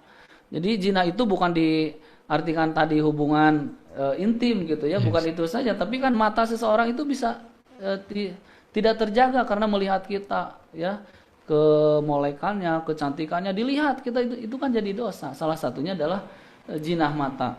Makanya di dalam kitab itu disebutkan i'lam annahu qad ghalaba 'alan nas. Jadi ketahuilah oleh kita semuanya, kaum Hawa, kaum perempuan, qad ghalaba, pada keumumannya ala nisa'i, perempuan itu adalah fi hadzal zaman, di zaman sekarang itu adalah tabarruz. Tabarruz itu adalah tadi diantaranya adalah salah satunya adalah dandan dengan berlebih-lebihan, atau tadi diantaranya dengan tujuan ingin dilihat oleh orang lain. Nauzubillahi min dzalik gitu ya. Itu teh zaman sekarang. Itu teh padahal kita menyebutkan para ulama dari dulu gitu kan, bahwa sesungguhnya fi hadzal zaman tabarruz wa qilatul haya, sudah mata didandannya berlebih-lebihan, kemudian dengan tujuan tadi adalah memperlihatkan kegindingan, kata orang Sunda mah ya. Jadi gindingna gitu kan. Kelihatan dengan gayanya, bahasa sekarangnya itu adalah, kemudian kata para ulama itu waqilatul haya, dan perempuan tersebut sudah hilang rasa malunya itu sendiri. Gak malu gitu memperlihatkan aurat. Gak malu kalau seseorang itu mengumbar auratnya. Nauzubillahi min dzalik. Padahal mah udah aja di rumah, apalagi yang sudah berkeluarga. Dipastikan gitu ya, berikanlah tadi khidmat yang terbaik untuk suaminya. Kalaupun hanya tadi sebatas hajatan ya dipastikan gitu ya. Makanya sekarang mah dengan berbagai model hajatan gitu ya, mulai dari yang syar'i sampai yang tidak syar'i ada. Cuma kita kan diberikan pilihan oleh Allah. Ini mau Allah ridho atau tidak gitu kan. Kalau mau Allah ridho ya minimalisir gitu ya. Jadi walaupun kita tidak bisa meninggalkan seluruhnya ya, misalkan tidak 100% meninggalkan, ya yang mendekatinya itu ya. Jadi yang mendekati terhadap apa yang Allah ridhoi subhanahu wa ta'ala. Kemudian dan orang tersebut dikatakan itu adalah wa masyu bitagunuz. Di antaranya orang tersebut berjalan ya. Di antaranya tadi dengan seperti halnya bitagonus itu adalah dengan menunjuk begitu, ini ambilin ini. Sedangkan kan kalau perempuan overacting itu biasanya jadi perhatian loh ya. Jadi sahabat MK biasanya lebih dari laki-laki, wah ini tes siapa, perempuan ini hiper gitu kan. Biasanya akan jadi pusat perhatian. Nah itu kan kata para ulama, orang tersebut itu adalah wa masyu bitagonus. Jadi orang tersebut itu dengan tadi serta menunjuk ini aturlah bahasa kitanya gitu kan, padahal ada bagian-bagiannya. Itu juga harus diperhatikan karena kita itu sebagai seorang perempuan itu menjadi pusat perhatian. Kalau laki-laki makan oleh perempuan mungkin biasa ya, tapi kalau perempuan itu masya Allah, Allah menjaga kehormatan itu supaya tidak semua orang boleh melihat gitu. Jadi saking Allah sayang kepada kita itu sampai diatur ke sana. Jadi tadi jadi supaya tidak tersebarnya perzinahan, ya minimal tadi zina mata gitu kan, melihat kita, memandang anak-anak kita, mungkin tadi pengantin dan lain sebagainya, dipastikan sewajar-wajarnya saja dan tidak bisa menutup kemungkinan untuk di zaman sekarang, tapi kita hindari sesuatu yang memang madaratnya itu lebih banyak. Da ma yuribuk illa ma la yuribuk gitu ya. Jadi kalau kita ragu ini benar tidak, Allah ridho atau tidak, tinggalkan. Itu tidak seberapa gitu ya sahabat MK. Kemudian jangan sampai menimbulkan kemadaratan gitu kan. Niatnya mah kita teh baik, ingin bergembira, tapi madaratnya lebih banyak. Nah itu harus dipertimbangkan. Itu jadi aturan syariat mengatur seperti tadi adalah untuk kemaslahatan kita gitu kan. Sedangkan al-maslahatul ula, kemaslahatan itu harus dicari yang pertama. Jadi kalau keburukannya banyak tinggalkan, tapi kalau ada maslahatnya lakukan. Jangan ragu. Insya Allah kalau kita mengikuti aturan Allah, insya Allah kita tidak akan rugi ya. Itu bahasa sahabat MP yang saya pahami begitu. Masya Allah, baik Ustadz. Kita sapa juga selanjutnya ada sahabat MP yang baru saja bergabung Ustadz. Ada dari sahabat Elsa dari Bandung Barat. Ustadz izin bertanya, bagaimana cara berbicara untuk mengingatkan misalnya mungkin kepada saudara kita tentang cara berpakaian yang terbuka, tapi posisi kita sebagai mungkin anak atau keluarga itu takut ditegur atau dimarahi Ustadz. Sedangkan atau keluarga yang lainnya itu berada di luar kota atau bekerja Ustadz. Nah, bagaimana cara mengingatkannya yang baik Ustadz? Terima kasih. Baik, terima kasih. Bagaimana cara kita mengingatkan supaya mengingatkannya dengan cara yang ahsan ya, bahasa agama itu adalah dengan cara yang ahsan. Jadi syariat memberikan ketika kita ingin memberikan nasihat, dipastikan posisi kita juga aman dulu terlebih dahulu. Jadi jangan sampai menyuruh orang lain menutup aurat, kita sendiri yang membuka. Nah itu kabura maqtan indallahi an taqulu ma la taf'alun. Jadi itu harus diperhatikan dulu gitu ya. Jadi jangan sampai ke orang lain mengatur, itu kamu tuh ketika keluar harus pakai kerudung, kita sendiri nggak berkerudung gitu kan. Ketika keluar itu harus pakai mindset menutup aurat, ini harus tertutup, kita sendiri tidak pakai. Nah itu kabura maqtan indallah. Jadi apa yang kita katakan teh mental lah kasarnya, akan kembali kepada kita. Kamu nyuruh-nyuruh saya, kamu sendiri nggak pakai kerudung. Kamu nyuruh-nyuruh pakai kaos kaki, kamu sendiri nggak pakai kaos kaki gitu kan. Jadi dipastikan sebelum memberikan nasihat yang baik kepada orang lain teh, kita sendiri ngaca dulu lah kata orang Sunda mah. Jadi perhatikan diri kita sudah baik atau belum. Ya minimal secara dohirnya aja dulu gitu kan. Walaupun ketika seseorang itu kan di dalam syariat itu ada aturan seperti ini, fahkum bidhahiri. Jadi menghukum orang, menentukan seseorang baik atau tidak, bersalah atau tidak, itu kan secara dohirnya aja dulu. Ya mudah-mudahan tadi pakaian syariah, ya mudah-mudahan hatinya juga gitu syariah lah. Ya kalau misalkan dia berkerudung menutup aurat, ya mudah-mudahan hatinya lemah lembut sesuai dengan pakaiannya. Jadi jangan sampai patojaiyah kata ininya. Jadi patojaiyah itu jadi berbeda. Pakaiannya begini tapi kelakuannya begitu. Nah jangan sampai seperti itu. Minimal pakaian itu adalah menjadi cerminan. Mudah-mudahan jadi doa, hatinya lemah lembut gitu kan, perhatiannya ada, kasih sayangnya ada. Toh kita belajar dari yang dohir dulu, yang nampak dulu gitu kan. Jangan sampai ada alasan, saya mah takut pakai pakaian syar'i gitu kan, tetapi hati saya masih begini. Jangan, lakukan aja dulu. Ya siapa tahu Allah tolong dengan berpakaian itu, ya kita bisa menjaga minimal atau secara duniawi kita teh malu pakai pakaian muslimah misalkan atau pakaian muslim. Ya, tapi kelakuannya seperti itu. Minimal pakaian itu bisa menjadi benteng aja dulu gitu kan. Masa pakaiannya muslimah tapi kelakuannya begitu. Minimal pakaian ini menjadi benteng, ya minimalnya. Tapi kalau sudah baik mah bukan pakaiannya aja, tapi pakaian yang terbaik itu adalah pakaian takwa sesungguhnya. Bukan baju koko, bukan baju takwa, bukan gamis yang mereknya takwa.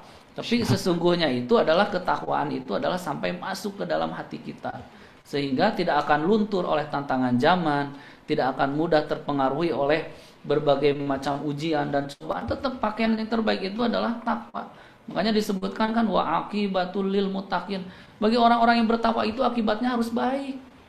Ya, karena yang dikatakan takwa itu sendiri hanya dua kan. Ikuti aturan Allah, jauhi apa yang Allah tidak suka. Cukup di sana. Itu pakaian takwa kita. Kalau pakaian muslimah itu baik, berarti itu pakaian kita, dan pasti Allah memberikan ridhonya untuk orang tersebut. Jadi satu tadi pastikan ahsan, diri kitanya dulu, baru kita mengajak orang lain. Yang kedua, qaulun bil ma'ruf, ucapannya harus baik gitu. Ketika memberikan, mengajak, mengingatkan, mengajak orang lain, qaulun bil ma'ruf. Ucapannya itu harus yang baik. Jangan sampai nadanya tinggi gitu kan. Padahal yang diingatkan itu adalah lebih tua dibandingkan dengan kita. Nah, harus tahu ilmunya. Jadi jangan sampai orang tua, kita masih katakan remaja atau baru dewasa, kita seolah-olah posisi kita sebagai orang tua, nggak akan mempan nasihat seperti tadi. Tapi posisikan. Jadi siapa orang yang diajak lawan bicara kita, gitu kan? Jadi mana orang tua, makanya dalam pelajaran bahasa Sunda gitu kan dulu kita belajar undang-undang bahasa gitu ya. Jadi ada tatanan bahasanya. Ini untuk bahasa kepada sesama itu bahasa loma namanya. Ini untuk ke orang tua bahasanya harus sopan. Ini ke yang lebih muda dibanding dengan kita gitu kan. Undang-undang bahasanya itu ada gitu ya. Itu sampai diatur. Apalagi di dalam syariat.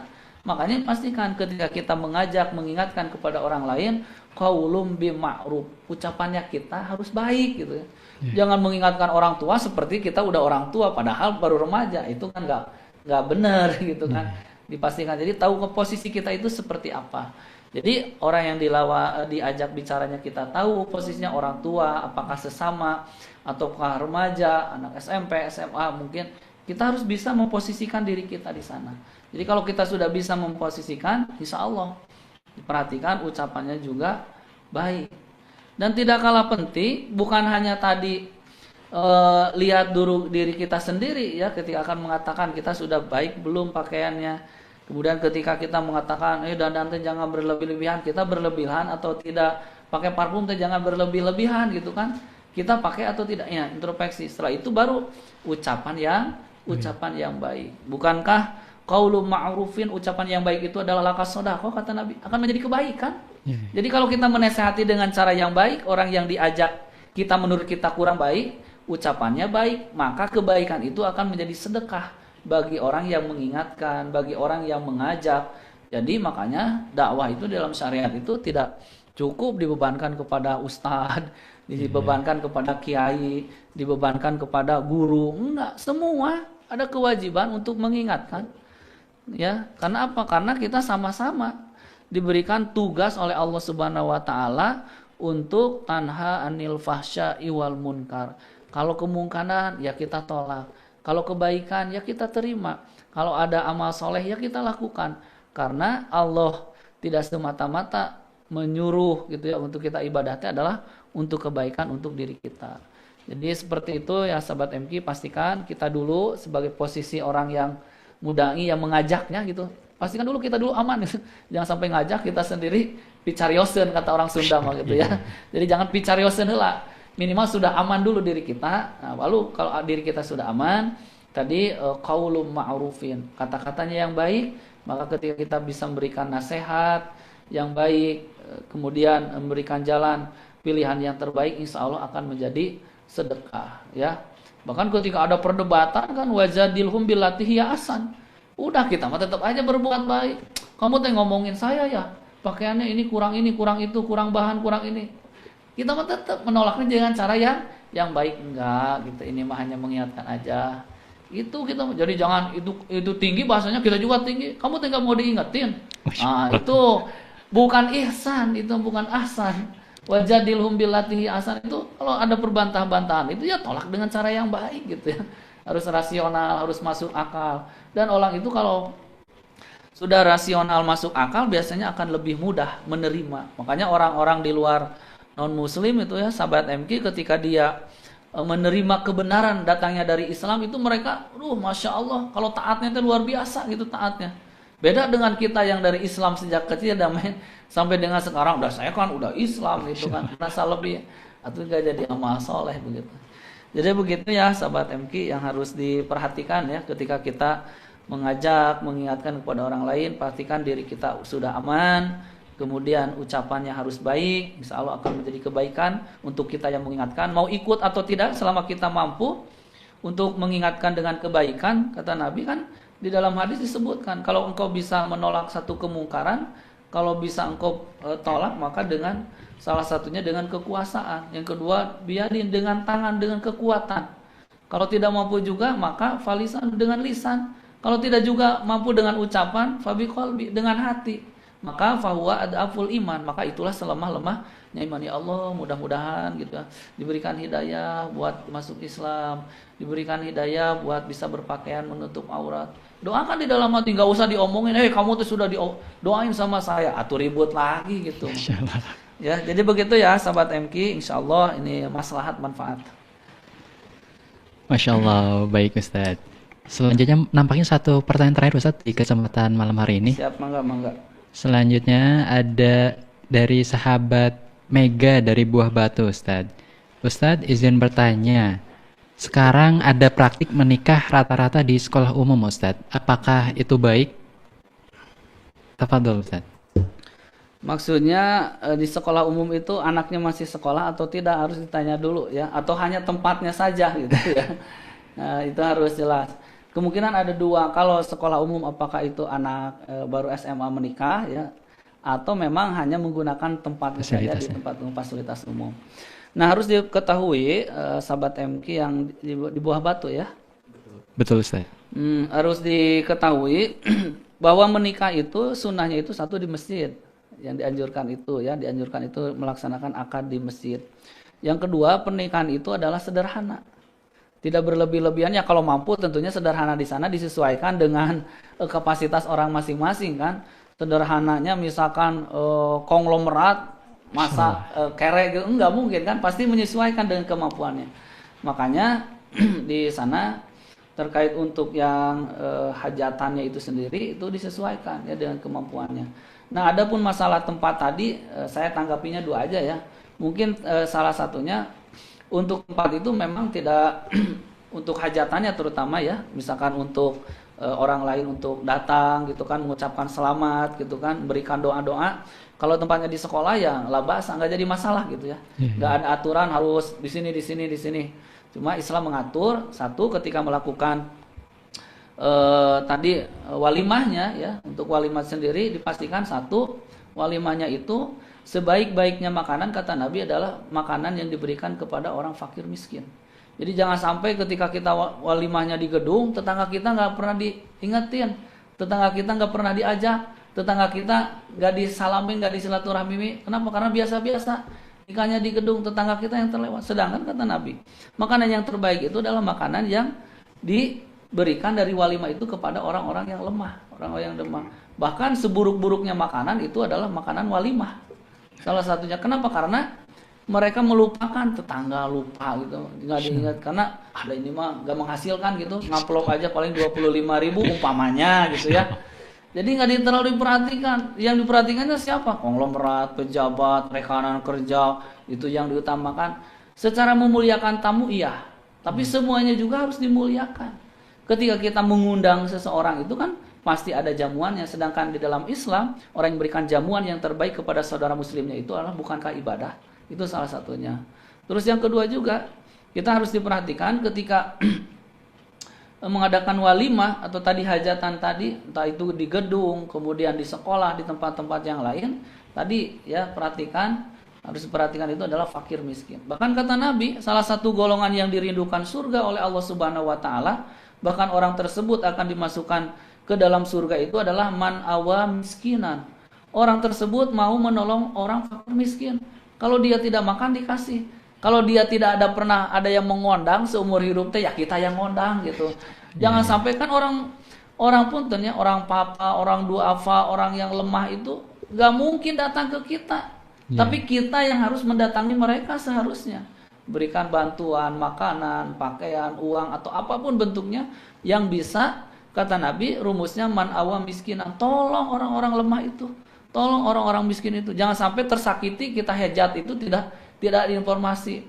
Kan kita mah terbalik kadang man ke sumping ka buminya bantuan gegero ada, suruh ka bumi suruh gegero piring gitu kan. Nah, itu harus diperhatikan. Kalau tetangga memuliakan gitu ya. Ya sekemampuan kita memuliakan, karena memuliakan tamu itu dalam syariat itu adalah dibenarkan gitu. Jadi jangan sampai tadi nikahnya di gedung, nikahnya di sekolah, nikahnya di mana-mana, tetapi tetangga yang ada di sekitar kita tidak diperhatikan. Itu dalam walimah harus diperhatikan. Wa rahima dhaifa, kata Nabi, dan harus kasih sayang kepada orang-orang yang lemah mah. Namanya juga orang lemah kan, mau minta malu, mau datang gak mungkin kan. Yang datang itu kan orang-orang lemah pun mau ngamplop aja 25.000 itu kalau di kampung susah. Betul. Ya, jangankan 50.000, 100.000, 25.000 aja kalau keluar itu berat. Untuk beli beras, mungkin untuk bayar sekolah, untuk lain sebagainya.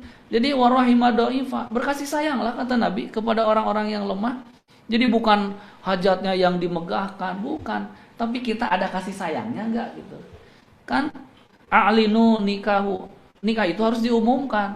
Nikah misalkan si A di gedung anu, nikah si A misalkan walimahnya di masjid. Seperti halnya di Eko Pesantren katanya sahabat MK. Yang ada di Eko Pesantren satu itu suka digunakan untuk resepsi pernikahan.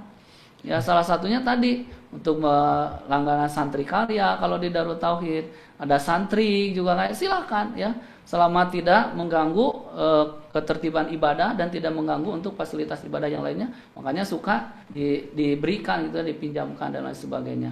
Pastikan kalau di gedung yang nggak jadi masalah, cuma tadi pastikan hak-hak yang ketika kita berada di gedung tadi, perhatikan orang fakir miskin, perhatikan orang-orang yang lemah, itu bisa mulia pernikahan kita. Bahkan didoakan orang-orang yang lemah itu kan mustajab doanya.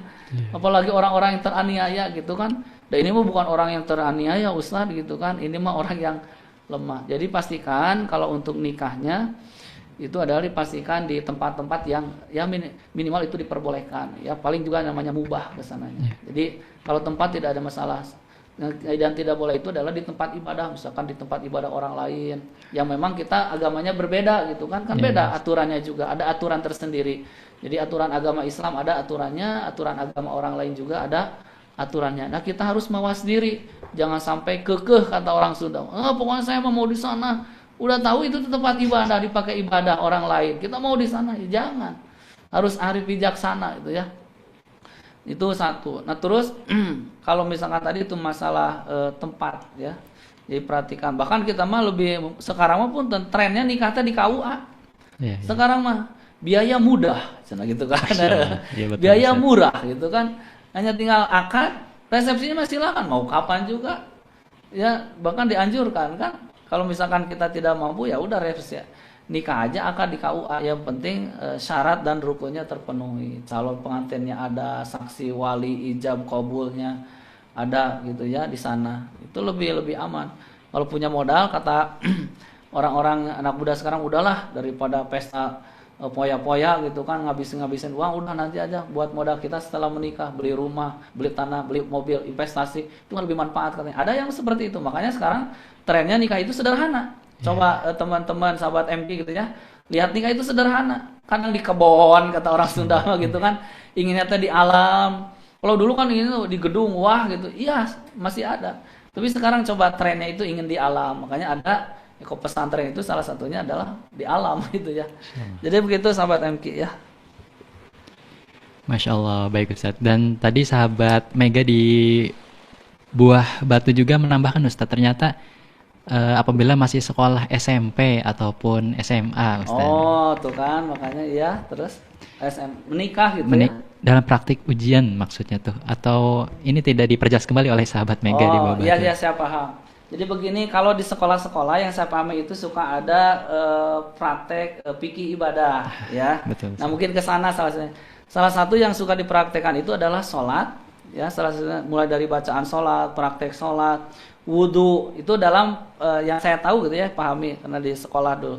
Jadi praktek ibadah biasanya. Nah, salah satunya juga ada tentang biasanya praktek fikih munakahat. Nah, salah satunya itu suka dipraktekkan. Apa yang dipraktekkan biasanya itu bukan pernikahan yang asli. Sebagai pembelajaran itu boleh. Ya, asal tidak terpenuhi semuanya itu kan.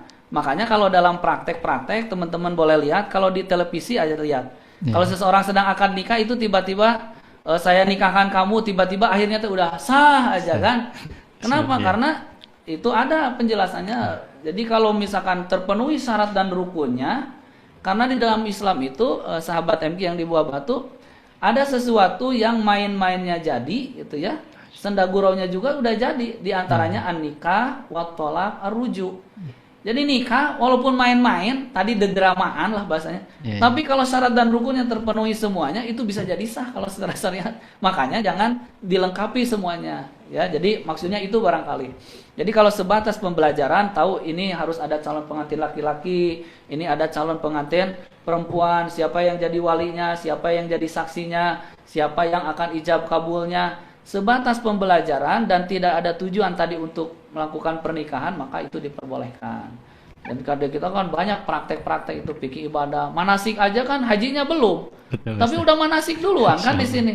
Udah jadi haji dong kalau begitu. Enggak kan? Itu sebagai pembelajaran ketika nanti haji yang sebenarnya, itulah kenyataannya ya tidak akan jauh berbeda. Demikian juga tadi praktek tentang praktek fikih munakahat yang ada di sekolah-sekolah. Kalau nikah itu harus ada calon pengantin laki-laki, calon pengantin perempuan, harus ada walinya dari perempuan, harus ada saksinya dari kedua belah pihak, harus ada ijab dan qabul, harus ada mahar. Maka itu mah ya namanya juga pembelajaran gitu ya, diperbolehkan. Masya Allah, baik-baik Ustadz. Dan di akhir kebersamaan Ustadz, barangkali ada closing statement maupun informasi yang akan disampaikan Ustadz. Tafadhol. Baik sahabat MK yang dirahmati Allah Subhanahu wa taala, dari awal sampai dengan akhir intinya ketika bagi seorang muslimah atau seorang akhwat harus memperhatikan ketika kita akan meninggalkan rumah, apalagi yang sudah berkeluarga, dipastikan ketika kita meninggalkan rumah itu harus sepengetahuan suaminya gitu ya, bukan sepengetahuan orang lain. Karena yang menjadi hak tanggung jawabnya itu adalah bagi seorang perempuan yang sudah menikah itu adalah semuanya lahir dan batinnya itu ada di suaminya. Maka ketika akan keluar dipastikan tidak menimbulkan fitnah dengan dandan berlebih-lebihan, bersolek berlebih-lebihan, memakai wangi-wangian secara berlebih-lebihan yang kesananya akan menimbulkan fitnah dan menjadi perhatian orang lain, maka kita sudah menjadi jalan dosa untuk orang lain. Dilihat, diperhatikan terus, kita tuh memberikan peluang kepada orang lain berbuat dosa. Oleh sebab itu, sahabat MK dipastikan kita bahasa agamanya jangan tabaruj ya. Jangan mempertontonkan, jangan berlebih-lebihan, jangan ingin serba dilihat wah oleh orang lain.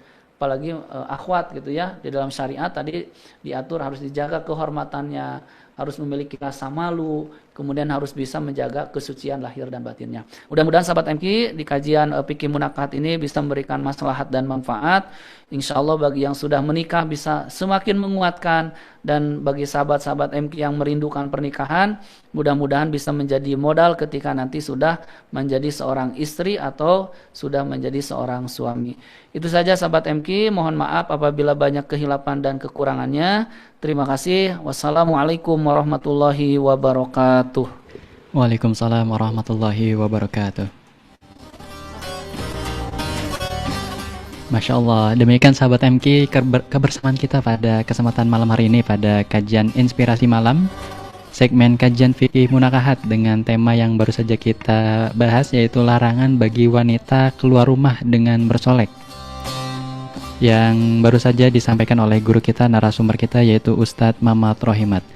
Dan mudah-mudahan dari apa yang sudah beliau sampaikan, ilmu yang beliau sampaikan tadi bisa kita amalkan tentunya dalam kehidupan sehari-hari, dan tentu juga beliau mendapatkan pahala amal jariahnya dari ilmu yang sudah disampaikan pada kesempatan malam hari ini. Amin, amin ya Allah ya Rabbal Alamin.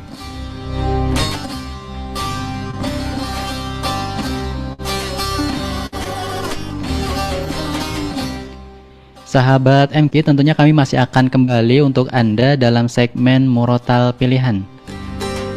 Dan untuk Murotal Pilihan pada malam hari ini, di pilihan pertama ada Quran Surat Al-Qamar. Selanjutnya di pilihan kedua yaitu ada Quran Surat Yusuf. Dan terakhir di pilihan ketiga ada Quran Surat Al-Anbiya. Dan bagi Anda yang ingin bergabung dan memilih murotal pilihan pada malam hari ini, silakan sahabat MQ. Anda bisa pergunakan layanan interaktif kami baik di WhatsApp maupun SMS di nomor 0811-224-1027. Jangan lupa sertakan nama Anda, usia, alamat, dan juga murotal pilihan pada malam hari ini. Anda pun dapat memilih murotal pilihan melalui grup komunitas sahabat MQ yang sudah kami sediakan pollingnya. Dan tentunya kami akan segera kembali sahabat MQ untuk Anda tetap bersama kami di 102,7 MKFM Bandung, Inspirasi Keluarga Indonesia.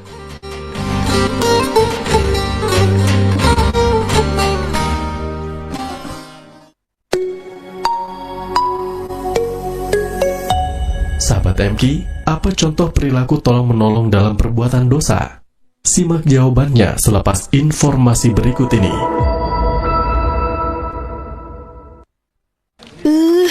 Kesel. Hari ini aku udah bikin laporan yang terbaik. Datanya lengkap, mudah dibaca, tapi tetep aja disuruh atasan benerin inilah, itulah. Udah begadang-gadang, masih aja kena coret. Curhat dulu sama mama. Ikhlas itu ketika nasihat, kritik, dan bahkan fitnah tidak mengendorkan amalmu dan tidak membuat semangatmu punah. Ikhlas itu ketika hasil tak sebanding usaha dan harapan, tak membuatmu menyesal, kok pas banget sih? tenggelam dalam kesedihan. Ikhlas itu ketika amal tidak bersambut apresiasi sebanding, tak membuatmu apa aku nggak ikhlas ya? Ikhlas itu ketika niat baik disambut berbagai prasangka. Assalamualaikum, Fit. Waalaikumsalam. Ada apa? Tumben telepon jam segini? Enggak mah. Tadinya sih mau curhat, tapi nggak jadi ah. Loh? Udah kejawab dari ceramah barusan. Makasih ya, Mah. Mama lagi apa?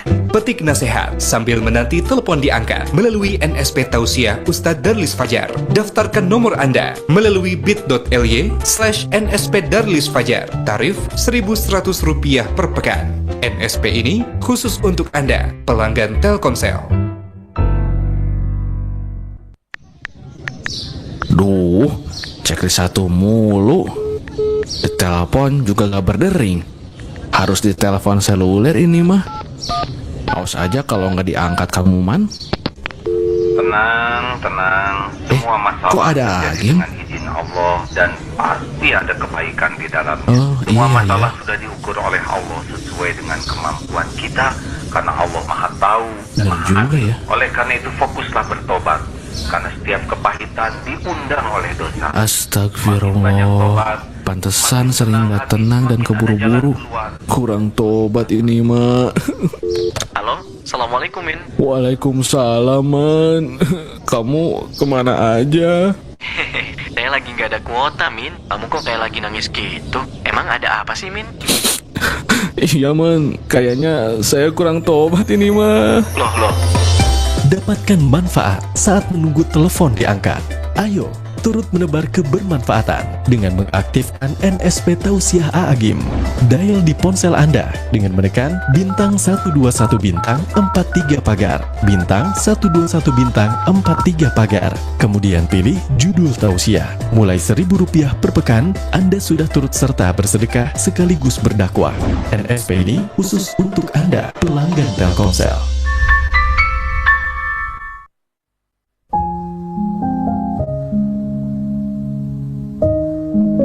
Allah Subhanahu wa Ta'ala berfirman, "Dan berserulah kepada manusia untuk mengerjakan haji.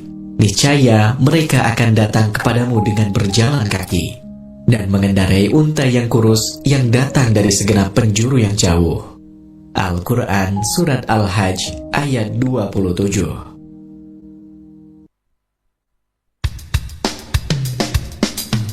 Dapatkan ragam konten inspiratif dengan subscribe YouTube MKFM Bandung, MDLK, mulai dakwah lewat kolbu, dan MK Kids. MKFM Radio.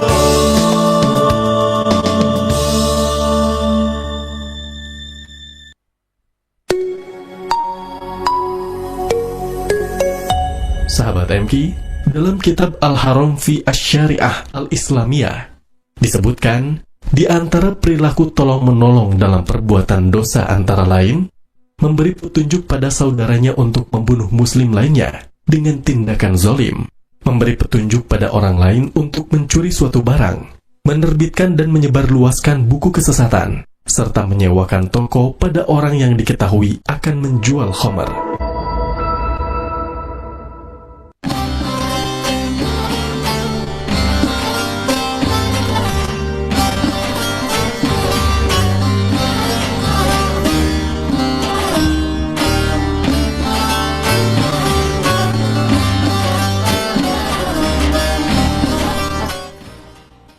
MKFM Inspirasi Keluarga Indonesia.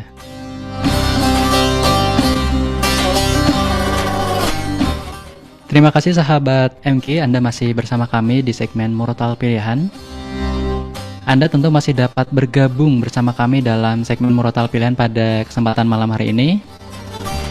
Anda bisa memilih satu di antara 3 murotal pilihan yang sudah kami hadirkan tentunya di ruang dengar Anda, sahabat MK. Di pilihan pertama ada Quran Surat Al-Qamar. Selanjutnya di pilihan kedua ada Quran Surat Yusuf. Dan terakhir di pilihan ketiga ada Quran Surat Al-Anbiya.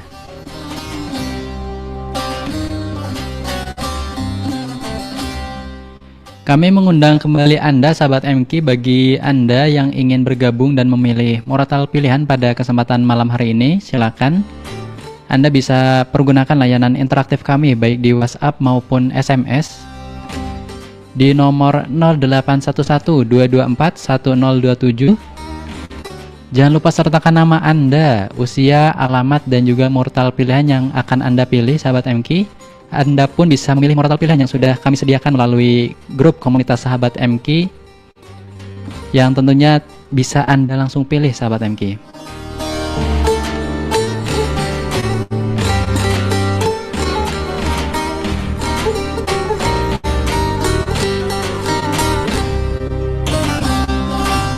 Baik, kami akan menyapa Anda, sahabat MK, yang sudah bergabung dan memilih murotal pilihan pada malam hari ini.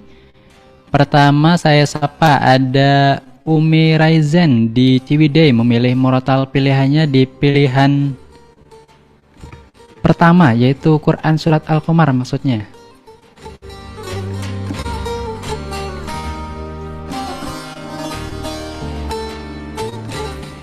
Selanjutnya ada Ibu Juwita di Cimindi Raya yang memilih murotal pilihannya di pilihan pertama, yaitu Quran Surat Al-Qamar. Terima kasih Ibu Juwita di Cimindi Raya yang sudah bergabung memilih murotal pilihannya pada kesempatan malam hari ini.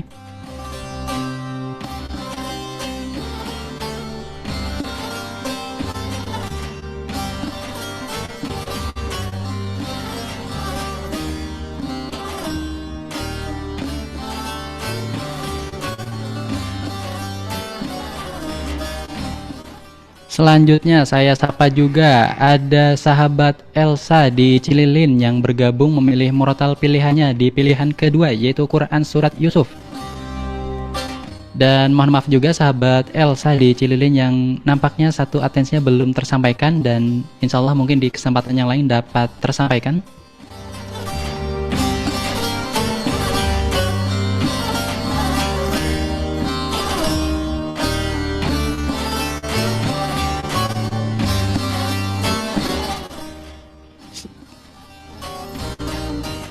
Baik, selanjutnya saya sapa juga sahabat MK yang sudah bergabung melalui grup komunitas sahabat MK dan memilih pollingnya.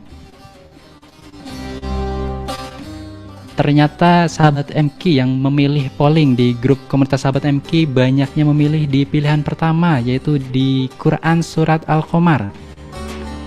Saya sapa ada Ibu Pujasari di Cicadas, ada sahabat Hasan di Majalaya. Selanjutnya ada sahabat Naya di Kebon Gedang. Selanjutnya ada Ibu Ida di Padalarang, Ibu Juwita di Cimindi Raya, dan juga ada sahabat Mahadi di Cimenyan, Kabupaten Bandung.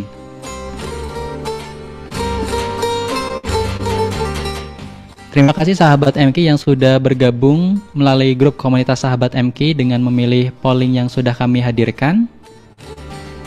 Dan saya sapa juga sahabat MK yang baru bergabung. Ada Umi Zikri di Cianjur memilih murotal pilihannya di pilihan kedua, yaitu Quran Surat Yusuf. Terima kasih Umi Zikri di Cianjur yang sudah ikut bergabung juga memilih murotal pilihannya pada kesempatan malam hari ini.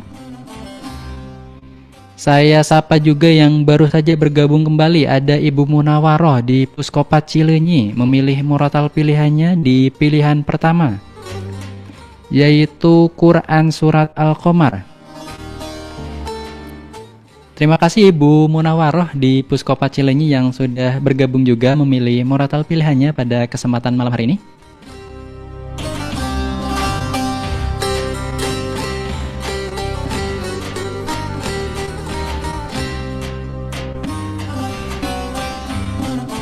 Masya Allah, baik. Nampaknya pilihan pertama menjadi pilihan terbanyak untuk kesempatan malam hari ini, yaitu Quran Surat Al-Qamar, yang insya Allah sahabat MK akan kita putarkan tentunya di akhir kebersamaan selepas segmen inspirasi malam pada malam hari ini.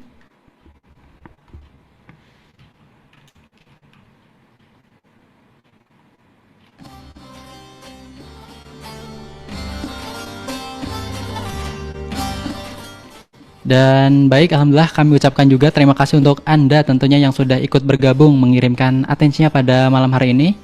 Dan mohon maaf juga apabila atensi yang Anda kirimkan belum tersampaikan pada kesempatan malam hari ini, dan insya Allah mungkin di kesempatan yang lain dapat tersampaikan. Amin amin ya robbal alamin. Tentunya kami ucapkan juga terima kasih kepada Anda yang sudah menyimak dari awal hingga akhir kebersamaan pada kesempatan malam hari ini. Dan akhirnya sahabat Syiar Bahri pamit undur diri dari ruang dengar Anda. Alhamdulillahirabbil alamin. Subhanakallahumma wa bihamdika asyhadu an la ilaha illa anta astaghfiruka wa atubu ilaik. Wassalamualaikum warahmatullahi wabarakatuh.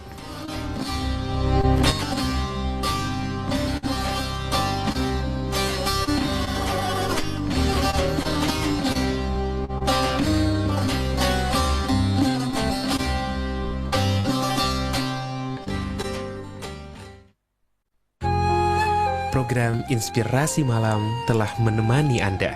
Selamat merasakan manisnya ilmu untuk jadi pribadi arif dan bijaksana.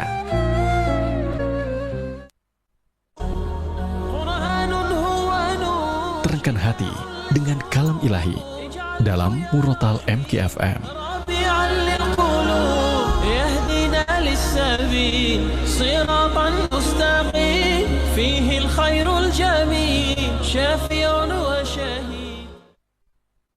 Surat ke-54 Al-Qamar, bulan, 55 ayat.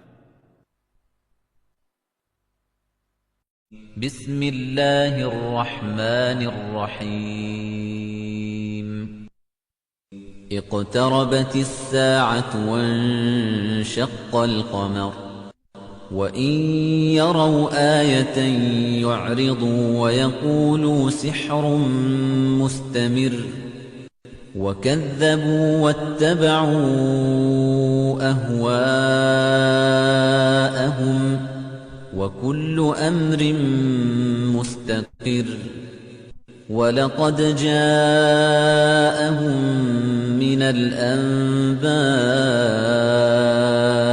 مَا فِيهِ مُزْدَجَرٌ حِكْمَةٌ بَالِغَةٌ فَمَا تُغْنِ النُّذُرُ فَتَوَلَّ عَنْهُمْ يَوْمَ يَدْعُ الدَّاعِ إِلَى شَيْءٍ نُكُرٍ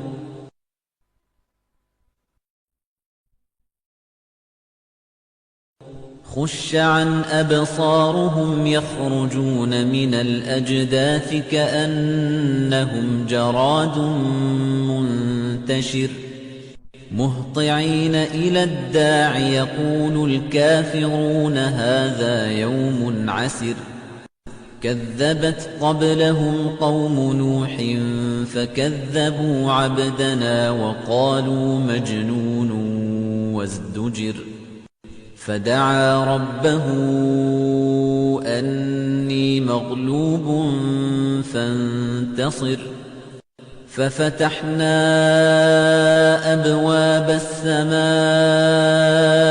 بماء منهمر وفجرنا الأرض عيونا فالتقى الماء على أمر قد قدر وحملناه على ذات ألواح ودسر تجري بأعيننا جزاء لمن كان كفر ولقد تركناها آية فهل من مدكر